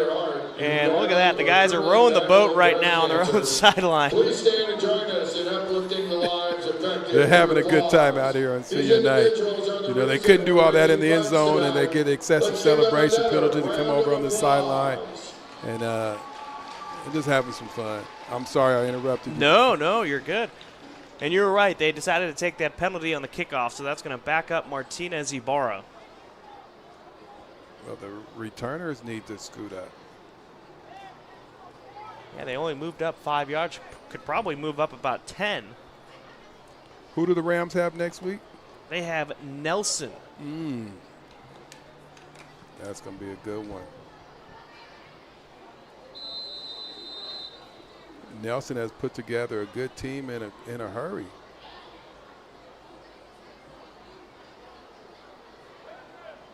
And Nelson right now second in the state, 5-1 record. Kick is handled by Amadio at the 20-yard line, and twisting and turning the man down. It's going to be Maxwell Robinson. You know, looking at Nelson, they beat Lake Ridge by 5, 26-21, so a high-quality start to their season. Their only loss is out of state. They went to Timberline High School in Idaho, dropped that one 43-15. And since then, they've beaten Newburgh 17-14. They beat Mountainside 42-35, Barlow 41-14, and then Sandy 56-19 last week. This week, they're playing Reynolds. That game currently going on. That should be a good matchup, you know, and the Rams. A good test going into the state playoffs. Second to last game of the season. They'll play Sandy in the final game. Meyer got a good burst right there. Got to the second level, tackled on the far sideline. Pickup of 9 on the play. William Emerson making the tackle. You know, when you play a game like this, you know, you clearly are a better team at this point than Barlow. And the last game before that was a similar style game. You want to get another game in there before you go into the playoffs. So that game against Nelson is going to be big. They can really play against some top-level opponents, and as you go on to win a state championship, every team after that point is going to be good. Backup quarterback is in. It's Carson Schmidt. Throws on the run, gets it to Miller, pushed out of bounds by Cole Thomas. Pass is complete to Drew. Nice looking play right there for Barlow. Take another look at it. They fake the handoff, rolling out Schmidt. And that's a tough throw, by the way. Rolling out to his left as a righty, having to flip his hips to deliver a good pass. Yes, and he did that. He flipped those hips, got the ball out to him, and Nelson made a great play. Sometimes you got to make your quarterback even look better. And that ball was high. It wasn't out of its catch radius, but you have to make those plays if you're a team like the Barlow that is just continue trying to get something going. Schnackenberg is the receiver on the near side. Another fake handoff. Schmidt throws towards the sideline, and coming back and making that catch was Amadio. Pickup of 7. That'll be 2nd and 3. So back-to-back big chunk plays for the Barlow Bruins. Amadio. This is the quarterback that you said had gotten replaced prior. Correct. He started out the season as the starting quarterback. They made the change to Daniel Nelson. Maybe you start thinking about having Nelson focus solely on defense. And just roll with Schmidt. Hand off to Meyer, just outside the guard. Pushes his way forward. That's enough for a first down. Pickup of 3. Chase Yaman with the tackle. Yaman making the tackle for Central Catholic as we're in the final 30-ish seconds left in the third quarter. That's good for Barlow. First down. And it looks like the Rams starters have come out, and they probably will not go back in.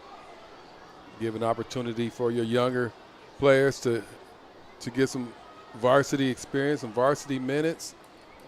This is how you reload without rebuilding.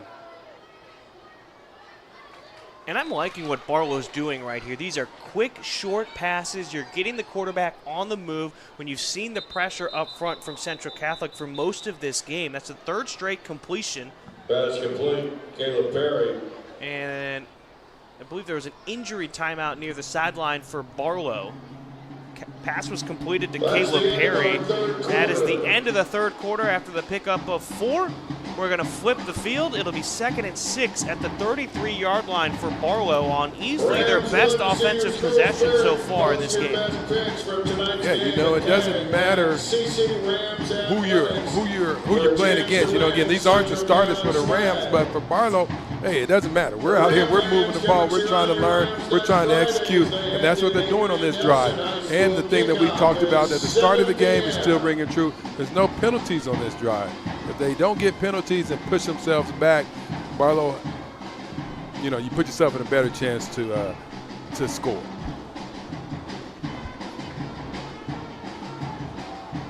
Now, if you want to compare two common opponents so far for Nelson and Central Catholic, Central Catholic escaped somewhat with a 14-13 victory over Lakeside. It was a 5-point victory for Nelson over Lakeside, but then you look at playing against Barlow, and Barlow was able to move the ball at least against Nelson, putting up 14 points. So far, Central Catholic has done a good job of keeping them out of the end zone. Offensively, you know, things seem like maybe it would favor Central Catholic in that matchup, but I'm very excited to see what the outcome of that game is going to be next Friday night. Two high-powered teams in the Mount Hood Conference. Schmidt going deep and underthrows it, and it's intercepted at the 8-yard line. Terrence Harper was the intended receiver. Cash Mundell comes up with the interception. Intercepted. He had a step on him. He had a step. It was just underthrown. Looks like Schmidt just tried to put too much touch on it instead of just going ahead and throwing that ball and letting the receiver run underneath it. If I remember correctly, that's only the second turnover for Barlow. Both of them have been interceptions. First one by Colin Cotton on a screen play. But I think you're exactly right there on that interception. Just underthrew that one instead of just throwing it deep to allow his man to get underneath it.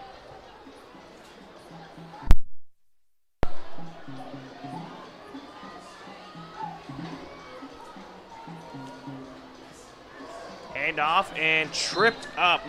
Making the tackle was Jaden Tove. It was Sahir Talukdar.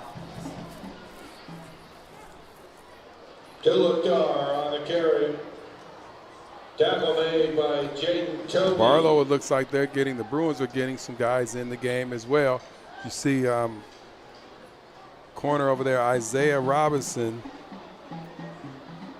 5'6", 130 pounds. He's out here and he's showing his heart. Good run to the outside.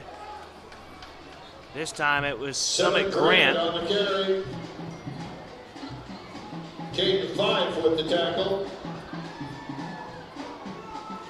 Jack Schroeder, by the way, is the quarterback right now for Central Catholic. Where's number 34? Cole Thomas has entered the game as the running back, and that could be some bad news for Barlow. Thomas is a hard runner, difficult to take down. Swipes a second defender on this run, gets to the edge, and carry his defender out of bounds. Tackle's going to be made by Amari Reynolds. Got to the 30-yard line, pickup of 15 on the play. 1st and 10 for Central Catholic. First down. Cole Thomas is doing the smart thing. He's standing next to the coach. And so when a running back is tired, whole time. The coaches typically turn to look to see who they can get in there real quick. And guess who's standing right here? Here I am, Coach. Grant gets another handoff. Got back to the line of scrimmage. Matthew Glenn makes the tackle. No gain on the play. Actually, a loss of 1. It'll be 2nd and 11. Gallant on the tackle.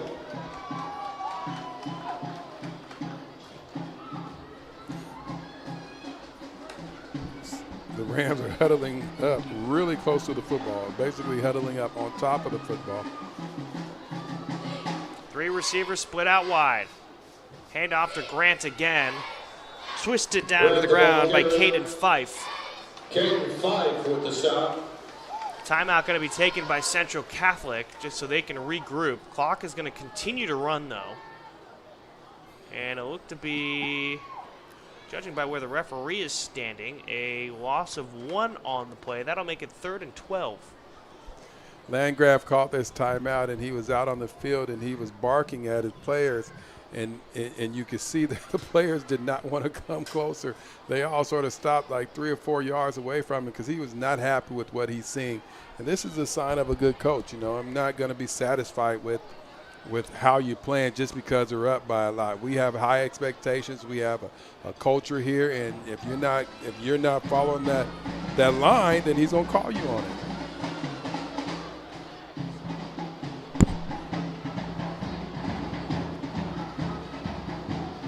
Central Catholic gets back on top of the ball. 8:14 left to go in the 4th quarter. And the clock now running.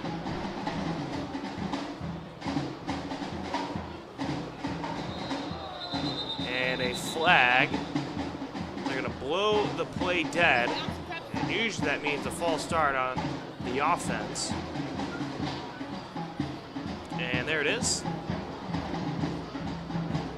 Move it back 5 yards. Clock continues to run here on 3rd down. 3rd and 17. Ball's at the 23-yard line. Grant, the running back, behind Schroeder in the pistol formation. They hand it off to Grant. Found a hole. Got a good initial burst, and just short of the original line of scrimmage, Fife making the tackle again. Grant, the ball carrier. And Devion Palmer-Rivas also in on the tackle. 4th and 10 for Central Catholic. Make it 4th and 11, excuse me.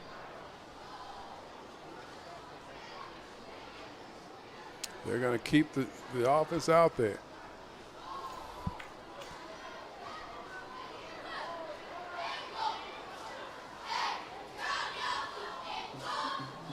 Two receivers and a tight end on the far side of the formation. They give it to Grant. Jump steps.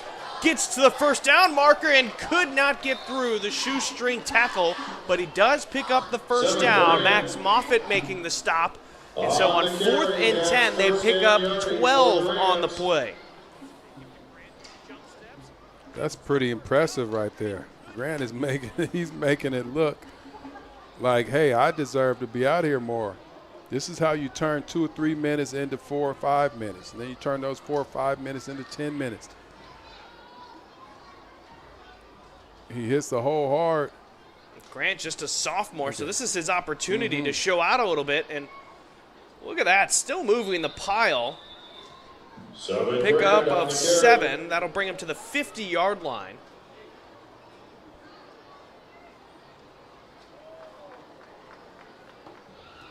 Van Sant off, along with Zaire Belkoff.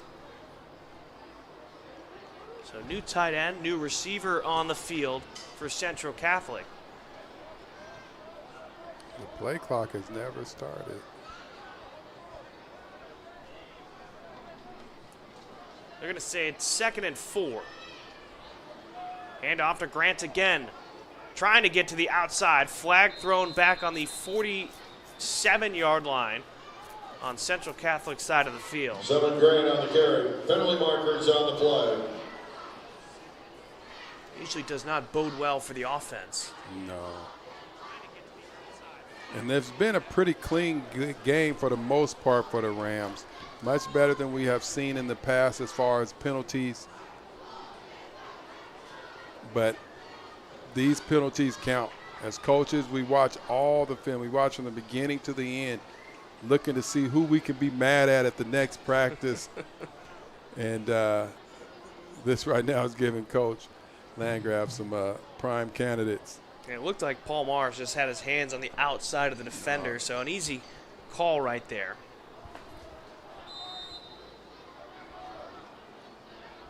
Second and 13 after the penalty. Grant doing a great job finding those lanes with all the traffic out in front of him. Pickup of 4 on the play, and there's a late flag. On the carry. 2 of them. Penalty markers on the play. 2 officials seeing the same thing, whatever it is. Let's see. Oh, a little late push at the end of the play.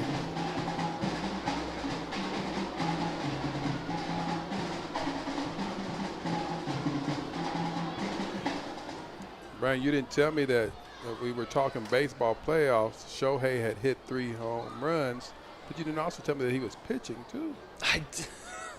I was watching the game, this game. I didn't know he was pitching. I only saw the stats of him batting today. Yeah, he had a 1-hitter going through like 6 innings, I read.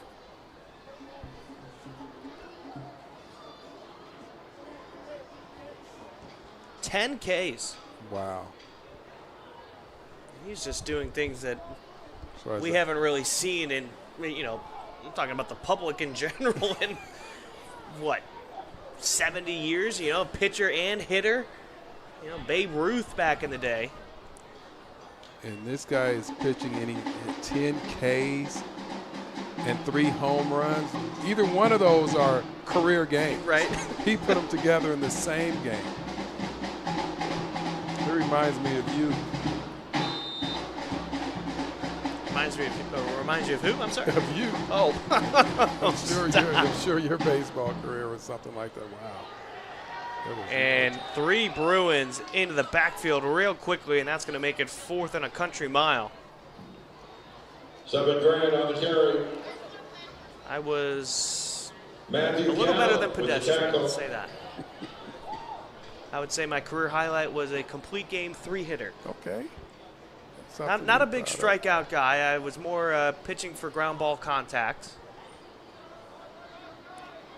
Swinging the stick wise, I only had 1 official home run with a fence. This sounds a lot like my career. And the 1 home run I hit, they said it was controversial that it might have hit the top of the fence. Oh. Schroeder ran into some Bruins there, and that'll be a turnover on 4th down. It was 4th and 27. He lost 2 on the play, so it's 1st and 10 at the 26-yard line for the Bruins. I hit my 1 home run, and it was a line drive over the fence. I thought it was going to hit the fence, so I'm sprinting around second, and my third base coach is telling me to cool it. It went over the fence. Next time around, I hit a ball very similar, and I was like, oh, that one's out then. And the last one was out. I was very wrong. A long single. Lesson learned. Now that's funny. And as Schmidt gets tackled here for the sack, a loss of about 7 on the play. It's the first day of weight training for freshman football that year. And so I was like, all right, I'm hitting the gym. Could expect a few more home runs. Nope, never again. Never again. Oh, man. Not everybody's born to be home run hitters. That's Some true. of us just need to get on base. You can make good money by getting on base. Exactly. 2nd and 19 at the 32-yard line. Under a minute remaining in our game. Defensive push, and what a catch right there by Miller. Throws his paw out there, brings it in with one hand. Drew Miller. And he picked up what seems to be 9 yards on the play. He threw his Bruin paw out there, huh? Yeah, he did. Was a nice catch. So these are the things that you can talk about as a coach. They didn't give up. They out here still trying to make plays. Most likely the final play Amadio couldn't handle it cleanly, but eventually brought it in, breaks a couple of tackles, and he'll fall forward at the 10-yard line. But the clock has struck midnight, triple zeros on the scoreboard, and the Rams will take it 51-0 against the Barlow Bruins. And do you have any final thoughts on our game tonight, James? Well, it pretty much went as we expected. You know, the Rams are a tough team. The Bruins are still building, and it's going to be a real interesting series of events to see what happens next week as the Rams take on the Nelson. Yeah, just 2 more weeks left in the regular season. They're at Nelson on the 24th, and then they take on Sandy on Halloween night. I'm interested to see what your Halloween costume is going to be that night, James. Until then, we'll see you next time on Halloween night here at Hillsborough Stadium. It's a 51-0 win for the Central Catholic Rams over the Barlow Bruins. That was James Broadous. I'm Bryan Sleik. We'll catch you next time, and stay safe.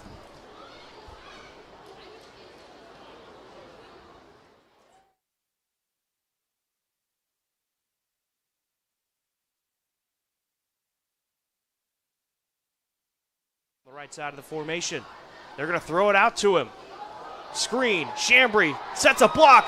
Cole breaking away with his speed at the 10-5 and Team after that point is going to be good. Backup quarterback is in. It's Carson Schmidt. Throws on the run. Gets it to Miller. Pushed out of 2 high-powered teams in the Mount Hood Conference. Schmidt going deep and underthrows it, and it's intercepted at the 8-yard line. Thomas is a hard runner, difficult to take down, swipes a second defender on this run, gets to the edge, and carry his 2 receivers and a tight end on the far side of the formation. They give it to Grant, jump steps, gets to the first down marker, and could not get through the 2-yard line. Under a minute remaining in our game. Defensive push, and what a catch right there by Miller. Throws his paw.